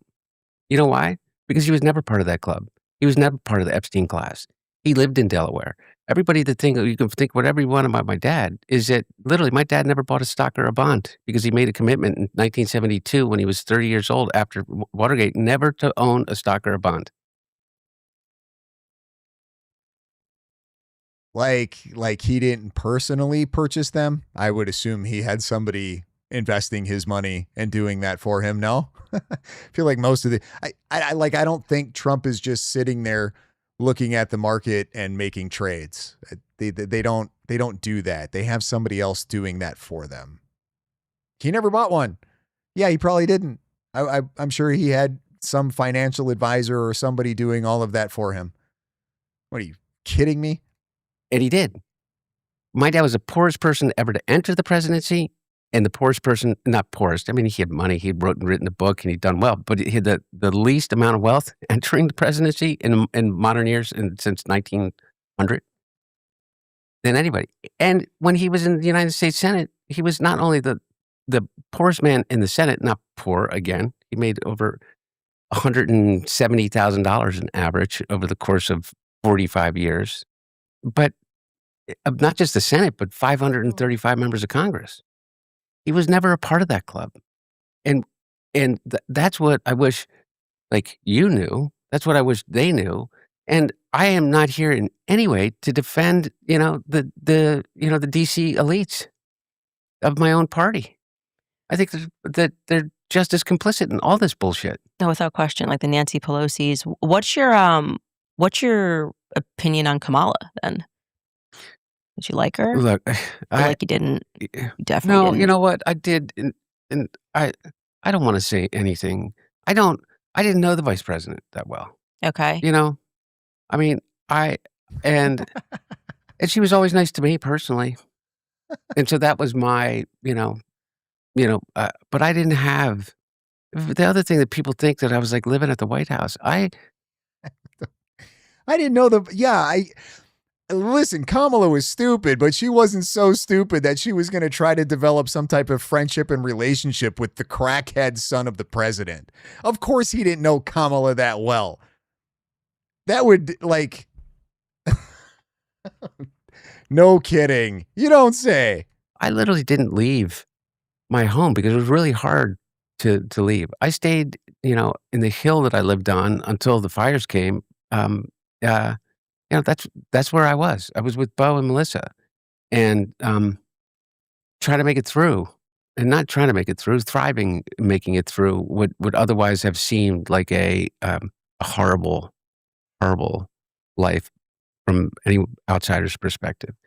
So I'm not dodging the question, but I don't want to shit on the vice president because I have no reason to necessarily. She did nothing personal to. Okay, so she asked him a question, what he thought of Kamala, and clearly he doesn't. It's not good because he's trying to avoid it, and then he specifically says, like, I don't want to shit on somebody for no reason. Why would you even bring up the idea of shitting on somebody if you weren't thinking about shitting on them? Like, oh, okay, all right, well, that says everything I need to know. You. She was nice to you. Never did anything personal to me. Yeah. Is probably because he found out that she was like, get that crackhead away from me. I don't want nothing to do with that crackhead. I would assume something along those lines. Just my opinion. I think that she is, so kind of I really don't know. Machine stuff. Yeah, exactly. And I don't, in terms of all of that stuff, I think I'm tough enough to realize that that's part of, like, when you get to politics at that level, people kind of. And just know, guys, just know that if there's ever a topic brought up and it's something that I want to avoid talking about, it's because I'm going to shit on it. It's not because I'm going to say anything positive about it. And it's not just me. I'm pretty sure that's how everybody would behave. Hey, what do you think of this person? I don't know him. I don't really want to. I don't know him. That means I don't have anything good to say, and I'd just rather not say anything bad because they're in my own party, because they were the vice president to my father, because, I don't know, maybe there's a chance she's got political aspirations coming up and somehow I'm in, like, obviously. I think have this misperception of me is that for 50 years I was a crack addict and I was that picture. I mean, I went to Yale Law School. I served in the Clinton administration. I was chairman of the board of the U.S.-UN World Food Program, which is the largest humanitarian organization in the world. I served on 16 boards before I ever joined the board of Burisma or anything. I taught at Georgetown I was taught at the master's program of the School of Foreign Service for 4 years. I actually didn't know that. Yeah. And that was something that surprised me too, not to be rude, but Oh, wow. He taught at Georgetown? I wonder how he got that job. I thought you were dumb. Yeah. Because, I don't know, maybe because Meghan McCain was on The View for too long or something. And I was like, here we go. Just like rich political kids. Like, I mean, she is just. No. Well, Candace, if you thought he was dumb, you would have been correct in your thought that he was dumb. And my evidence for that is he kept the pictures. He kept them, took them, dumb, kept them, more dumb. You don't need any other evidence of somebody's stupidity than that. Like I don't, there's no, I mean, well, the way he talks and what he's talking about and his obvious hypocrisy, but that's on purpose, right? But I don't know what stronger evidence there would be of somebody's intellect than whether or not they kept incriminating pictures of them doing terrible things. That is like, that's about as dumb as you can get. She's just so dumb. And yet she's just always here. Like they're just giving her stuff. And so I think there's also that perception where it's their By the way, rich kids don't work, aren't smart. Yeah. So I was kind of expecting you to be sort of a Meghan McCain. Yeah. And then when I watched it, I was like, oh wait, he actually has brain cells, which is, by the way, remarkable that you didn't kill them all off when you were on crack. Yeah, I told you before. Well, this entire interview is evidence of how dumb Candace and her listeners seem to be. Not making the claim as fact. I think they got pickled, all the vodka. That's more of the evidence of what this is. So I would say of how dumb Hunter is, he appears to be not as dumb as Candace and her followers. Or something like that. So I was like, this is interesting. He's not a total idiot. So there are the stereotypes of rich kids who just keep getting handed all of these awards in life. I say to everybody is that if there's anybody in the history of America, Our House 24. Yeah, pretty much what I just said. Yep. We're right there. We're right there. That benefits from low expectations. It's me. Is it? People are like, oh my God. And it's funny too, because like he looks like he's gotten more comfortable as this interview's gone on, because I think he's coming to that realization too. Like, oh, she's stupid. I've got her wrapped around my finger. This is easy. I thought this was going to be difficult.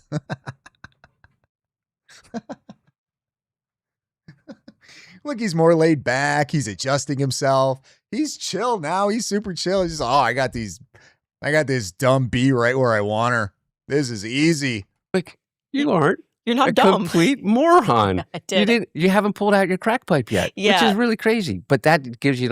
I doubt it. He's into Asians, isn't he? Wasn't that his thing? Idea, by the way, of the level to which I was muted because they didn't want it. And you have to subvert yourself to a machine to a certain degree. And like, it wasn't up to me if I wanted to go out and like rail at the machine or rail at, go on and. What are each of them getting out of this is my question. Well, Candace is able to further her attacks on the Trump administration and the MAGA and Israel and those people. So that's what she's getting out of this. I think it's a little different for Hunter. I'm not sure what he thought he was going to get out of this or what he was looking to get out of it.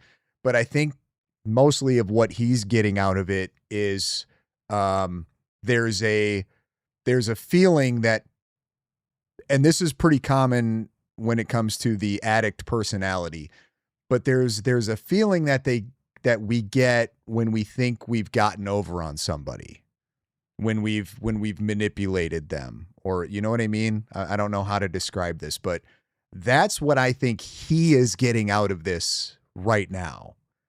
Is that the narcissistic side of him, that addict side of him that's still there for sure, is like, I'm still good at this. I'm totally playing this woman. I've got her like that's what he's getting out of it, which is gross and disgusting. Like you have to actively work to not be that anymore. Like you have to be incredibly self-aware and working and taking a daily inventory of yourself at the end of every day and going back through. It's like, okay, where did I do this thing that I know I do all of the time? That's what I think he's getting out of it. Because there's nothing else really to get. I mean, maybe political stuff. Maybe he can try to sway some of their people over it, but I don't know. I'm not sure how much he cares. I don't know if he has a plan to run for political office. Maybe he just wants people to, the narcissistic thing. I've got to convince people that I'm not a complete piece of garbage, that I'm actually a good person. And also, can I manipulate? Can I do this? Can I convince my enemy that I'm now their friend? You know what I mean? Like, it's probably not quite that deep. It's more surface level stuff, but it's just sick shit that people with this disease do. And it's just a natural thing for them. It's how they can make themselves feel good. It's gross. It's absolutely gross and disgusting. There's nothing good about it. And I would hope that if he's been working any kind of program or that he would be aware of that in him. Like he would have at least that level of self-awareness, but I doubt it. I doubt it. And argue with Jake Tapper, or, Because it would harm your dad. Yeah, because then I become even. Well, it's something like that we've done for so long, been doing for our entire life, is manipulating and getting over on people and conning people. Like it feels good. It makes you feel smart. It makes you feel powerful. That shit takes a lot of work to keep at bay. And it is a daily struggle.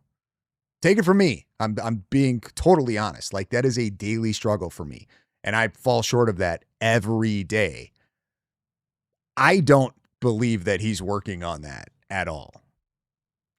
At all. And he's probably got a book coming out again or something. Who knows? But I think this is nothing but self-seeking for him. Bugsy 9550. I get what you mean 100%. I hope so. I don't know if I did a good job of explaining that or not. More of the story. But you give up your voice in that way. And it's I don't think so. I think one con is being incredibly conned by the other con. There's nothing Candace is doing. I don't believe that Hunter's being conned here. I think this is one way. Incredibly emasculating. And particularly when the portrait that is being painted of you as a ne'er-do-well that never did anything in their life. Like you want to talk about experience? Which doesn't surprise me. Hunter's clearly way better at being a POS than Candace is. Like, it's pretty obvious. He's way better at it. But look at my goddamn resume. I have 10 times more experience in 10 times more things. And I know I am 10 times more well-read than either one of the Trump boys, regardless of what you think about them. Now, you know what I can't do? Is that I'm not a great shot. And Mike Klikovich, you can definitely call it mutual manipulation. The more I think about it, the more I don't think I can. I see manipulation only going one way here, and it's in favor of Hunter. And if you think about it, look at Candace's career. She is steadily being manipulated by people. And then she gets mad at them because she realizes she was manipulated, and then she goes on a tear. That's sort of Candace's MO. It's like she went to TPUSA. I'm sure some things happened there, right? Like Charlie maybe found out that she was kind of being manipulated, but they were definitely using her more, right? And then she found out, they just used me, blah, blah, blah, blah, blah. They won't let me in. I'm trying to advance my career here. So she got beat there, right? And then she goes to PragerU, kind of the same thing. Then she goes to Daily Wire, where she really got played.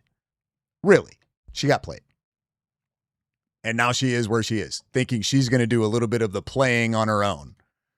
And now she brings Hunter on, and Hunter's just playing her. And I don't know anything about real estate. Mm-hmm. So no, I don't think she's good at manipulating at all. She's good at manipulating stupid people, but not when it comes to real players. She's really, really bad at it. And I don't know anything about making money, and that's why I'm about a few $1 million in debt. And I don't. I need to change that one around in some way at the age of 56. But the portrait that was painted on me has given me this incredible gift. That I can walk into your house, into your studio, and I guarantee the people afterwards are going to go, I still think he's but my God, he's not. You know what? Like, can you believe it? He didn't go do lines in the bathroom. No, that was my reaction. You see what I'm saying? That was smooth right there for the uninitiated. He just gave his manipulation away. What he's doing, what he's trying to do. People are going to think like, maybe he's not such a bad guy. Like, showed up to my house and he didn't go do a line of stuff in the bathroom. Maybe he's all right. Like, he just gave it away. He said it out loud and knows that he's completely pulling it off. Totally. That's how confident he feels right now. You can even tell with how he's chilling. He's chilling. He's smiling. He's laughing about it.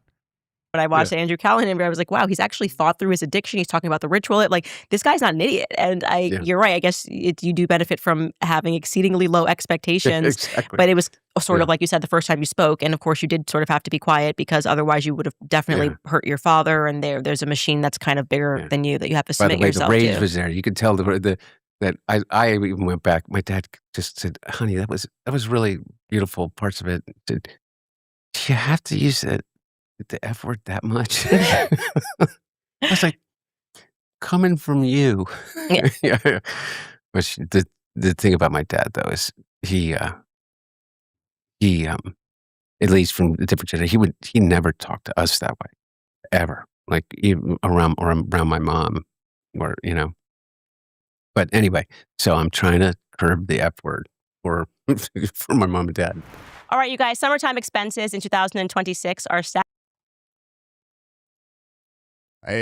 What's the car accident? I don't care. Do they talk about Charlie anymore? Or is what I suppose. I don't know if I want to watch. Let's go to the end. There's something that happens at the end, I guess. Okay, Catholicism. I'm just going to jump to the Catholic shit. I think this is actually the most important question, and I will make this my final question I want to ask you, but I'm really interested about your faith life. How are these companies still sponsoring her? I'm guessing that they're probably making a bunch of money. Like her listeners are so stupid. Like I'm pretty sure she just tells them to go buy stuff from them, and they probably do. They seem they're like they're incredibly brainwashed. If you guys haven't noticed yet, but I mean they have to be to believe the stuff that she's doing. They're broken. So wouldn't surprise me at all if those companies aren't seeing a pretty good ROI when it comes to sponsoring Candace Owens. You're Catholic. You're raised Catholic. You went to Catholic. Audrey Unfiltered, well, companies with no morals, which is going to be most companies. Most companies don't have morals. It's just about the bottom line. In fact, most companies that do have morals and try to implement morals, it's probably pretty rare that they survive going up against competition that doesn't have any morals. So it's a bit of a disadvantage when it comes to business. Unfortunately, in our gross world. School and you're talking to me about the Gnostic Gospels. Okay, let's you and I go see the Pope together. I would love to do that. Seriously. I think he's a little mad at America right now. No, but you and I he's been. I was tweeted the same day as the Pope, by the way, by Trump when he said bad things about me. For real, let's go to the Vatican. I would love to. This is the coolest place in the world. I love it. I just got back from Italy. Yeah. I was there 2 weeks ago. Yeah, I did my confirmation. Well, you did? I did. It was just the most beautiful. Oh, that's so cool. Unbelievable. Yeah. It was literally the same day that Trump posted the Time most vile person of the year. So I felt like there was, even in that, there was something divine because it was like looking at fake power and then the real power of like having, a cardinal getting confirmed, being in Italy, the deep history, like what outlasts that. Like there was something so fickle about it, like posting this photo of me when I was sick. Okay, great. Wait, hold on. Talk about humiliating people for sport. Somebody literally sent this to me right before I came into you. They knew that I was going to talk to you. And I promise you, I did not plan to do this. No, you're so fine. It was a prayer. If you are wise and understand God's ways, prove it by living an honorable life. Do good works with the humility that comes from wisdom. But if you are bitterly jealous and there is selfish ambition in your heart, don't cover up the truth with boasting and lying. For jealousy and selfishness are not God's kind of wisdom. Such things are earthly, unspiritual, and demonic. For wherever there is jealousy and selfish ambition, there you will find disorder and evil of every kind. The whole first piece of that, when you were just talking, is what's my faith? If you are wise and understand God's ways, prove it by living an honorable life. And the thing that I recognized is that quote from Mother Teresa, I don't go to Mass as much as I used to. Grew up going to Mass every Sunday. I never would miss a Mass. I went to Georgetown. Okay, so he just had that loaded in the chamber, ready to go? Like he didn't just pull that up out of thin air, right? Like Like he knew he was going to come on there and was like, I'm going to read this to her. Right?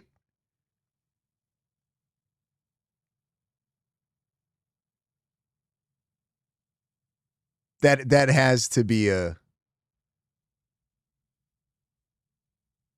I wonder. I wonder. I bet he had that loaded up and was like, depending on how this goes, if I think I've got it over on her, I'm going to read this to her face. That wouldn't surprise me at all. I think he's that sick. I think he's that twisted, that much of a manipulator. He's just got that loaded up just in case. Like if this goes well, I'm going to knock it out of the park with this one. And then I'm going to go laugh to everybody with wherever I'm going and be like, do you see what I did? Catholic. But what I realized, he said someone told him to read it to her. Yeah. I'm sure somebody told him to read it to her. is that my real faith is in that belief, is that just do the next right thing. That's it. Whether it's the golden rule. And that doesn't mean you have to be weak in your empathy, but always be compassionate. Eclipse Truth. He said someone sent it to him. If so, I'd love to know who.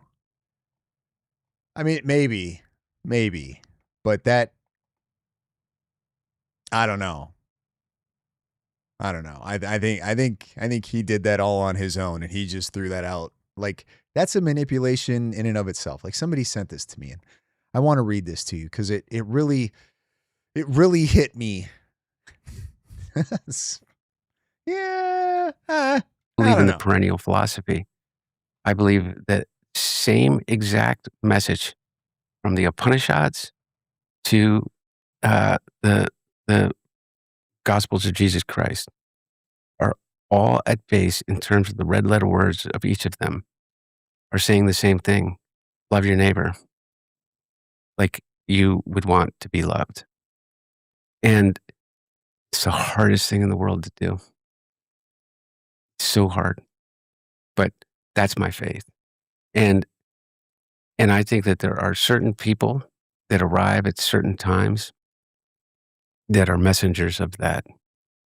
And like for instance, I certainly don't agree with the Catholic Church on a lot of stuff. I certainly have but I tell you what, I really am so proud of Pope Francis and now Pope Leo in terms of just the notion of social justice. And I think that there can be a practical, like if there was any more evidence of how lost the Roman Catholic Church is, his stance on social justice is a pretty big dead giveaway on just how lost the Roman Catholic Church is. I think I said that really soft. Like that in and of itself should be more than enough evidence for people of the faith to realize just how far gone that is. It's gone. Application of that in terms of our leadership. I really do. I think that faith that is used as a cudgel is really, really dangerous. I think that I know a lot of people that I personally love and very close to that are part of a. Yeah, absolutely. Let's unite with the people that worship a completely different God. Yep. Yeah, good call. That's totally biblical. That's totally of Christ's church. Unite with the people that worship a different God, who are basically anti the true God. Yeah, pretty neat. An evangelical church, particularly in the African American community, but that are horrified by the complicity of a certain section of the evangelical church and what's happening in the world today. So, to me, Bugsy 9550. I had a pastor come here randomly the other day who told me to stick with personal relationship with God, and most churches have been corrupted. Yeah, I'm steadily understanding and learning that that's absolutely the case. There are so many that are just not what they are supposed to be in any way, shape, or form. My faith is very personal, rooted in it's rooted in Catholicism, and it's rooted in the Society of Jesus, the Jesuit Church in particular, which they used to always call the Black Pope until we finally got a Jesuit Pope. But and with the eyes wide open too, that the church is as an institution is incredibly flawed and had been, but it's given me an enormous sense of community and belonging, just from a cultural perspective. Well, what I'm gonna say is I really think you should go to confession. Yeah. You should do that. Oh, I don't worry. I've been to confession.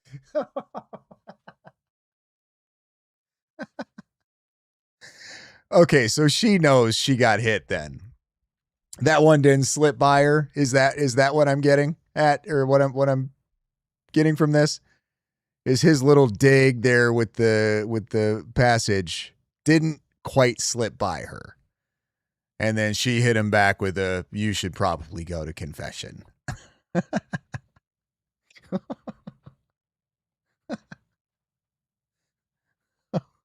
Okay.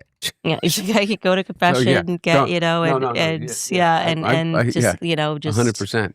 Yeah, don't worry. Go back to the root. I've Go back been to the root, and here's the other there's thing. so much there, and it's like you're not, you're just not enough. Your brain's not enough. I mean, hearing you describe that, I can do this. That there's just something about, for me, like the submission that just every at mass, and just remembering, like, The beautiful thing. yeah, The beautiful not thing is enough. this. The beautiful thing is that I have been going to confession for 6 years. Wow. Right here. That's me. I like that freedom. Oh, What you no. feel like the only listen, person. that's not the same thing. Listen, we're yeah, I don't want to get off topic here, but actually, you know what? We're just gonna keep going. We're just you gonna could keep going. say this too. And I'm not saying that there is not like according to his faith, which he has claimed, which is Roman Catholic. Okay, what he's doing, or what he just claimed as confession, is not confession. That's not how that works at all in their faith. So I'm not sure how much these people, man, I'm telling you, there's a grift coming, or it's really kind of already here, but it's growing. It is growing. like my impure thoughts that I'm, that's between me and God. But I am saying is that feeling of release that the confessional is there for is the feeling that when I was finally able to see beyond all of the noise that I received by just existing Mhm. and getting up every day and looking, turning over and seeing that my wife who saved me and Bowie and my dad as a dad, not as president, but just as a dad.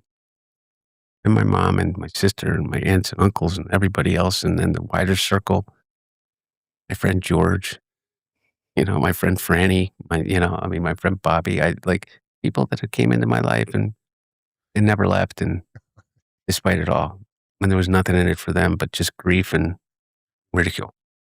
Pretty cool. It's everything. Yeah.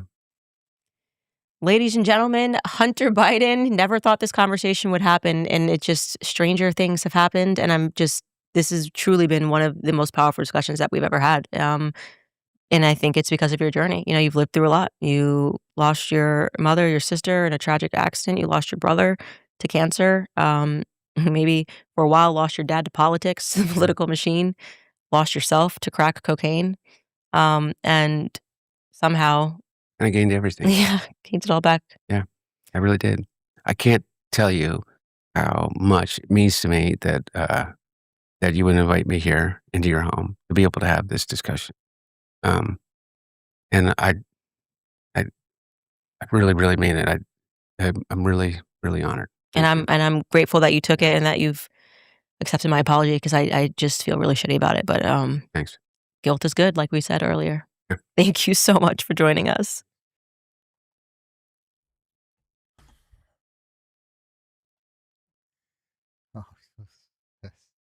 Oh, that was rough, guys. That was rough. Listen, if that ending was sincere, yes, that'll give me a little warm and fuzzies. If it was sincere, I don't know if it was. I don't. If Hunter is really trying to be good and he's sincere about trying to be a better person and to be more involved in the faith, regardless of whatever that may be for him, that's a good thing. That's not a bad thing. It seems like he's still struggling incredibly hard with it from the sounds of it, just based off of what he was saying, how he was saying it. And I really hope that, I really hope that they both get better. I hope we all get better at the end of the day. Like, right? What else is there? I pray that we all get better, that we all stop being, I don't want to say necessarily evil, but I pray that we stop giving in to demons. But at the same time, like, fuck them. I just really don't like these people. I don't think that they are doing any good. I feel like they're grifting and they're playing on people's vulnerabilities when it comes to things like faith. I don't know. And I it's like I'm being judgmental as all hell. And I don't like it. Because I don't know. I don't know where their hearts are at. I really don't. Given their actions, I would say it would appear that their hearts are definitely not in the right place. Candace is for sure. I don't know where Hunter's is at, but it doesn't, I would say like if I were, let's just say I were sponsoring Hunter Biden, I would have called him up immediately after this interview and I would have told him, okay, here's what we're going to do. You're not going to do interviews anymore for at least a long time. And we're going to start over. We're going to go back to step one and we're going to go at this again. So that's what I would have done had I been Hunter's sponsor after listening to this interview. That would have been my phone call to Hunter. Clearly, we're not doing something right. We gotta do this again. Let's start over. So, anyway, guys, I think that's gonna do it for this one. I want to watch the Owen Benjamin and Tucker Carlson video. I don't know if I'm gonna do a live stream with that. I might do that tomorrow. If not, I'll record a video and put it out for tomorrow. But I want to watch that one. And there's also an Ian Carroll put a video out that I've seen a few clips, but he's basically saying like he doesn't want to talk about the bad things anymore. He wants to try to find the good things in the bad things or something. So I kind of want to watch that one and see where that one goes. So I've got two for sures. Either they're going to be videos or they're going to be live streams, but either way, they will be coming tomorrow. So if you don't follow me on X, you should definitely be following me on X because that's where I will post all of that information. Or you'll just see it on my YouTube channel if you're subscribed and get notifications, which I think sometimes work, but sometimes doesn't. Anyway, I'm going to head over because I think Gary has the S-Files on. So I'm going to hop over to that stream. If you guys want to head over there, feel free. We'll see you over there. Thanks for watching, guys. We'll catch you in the next one.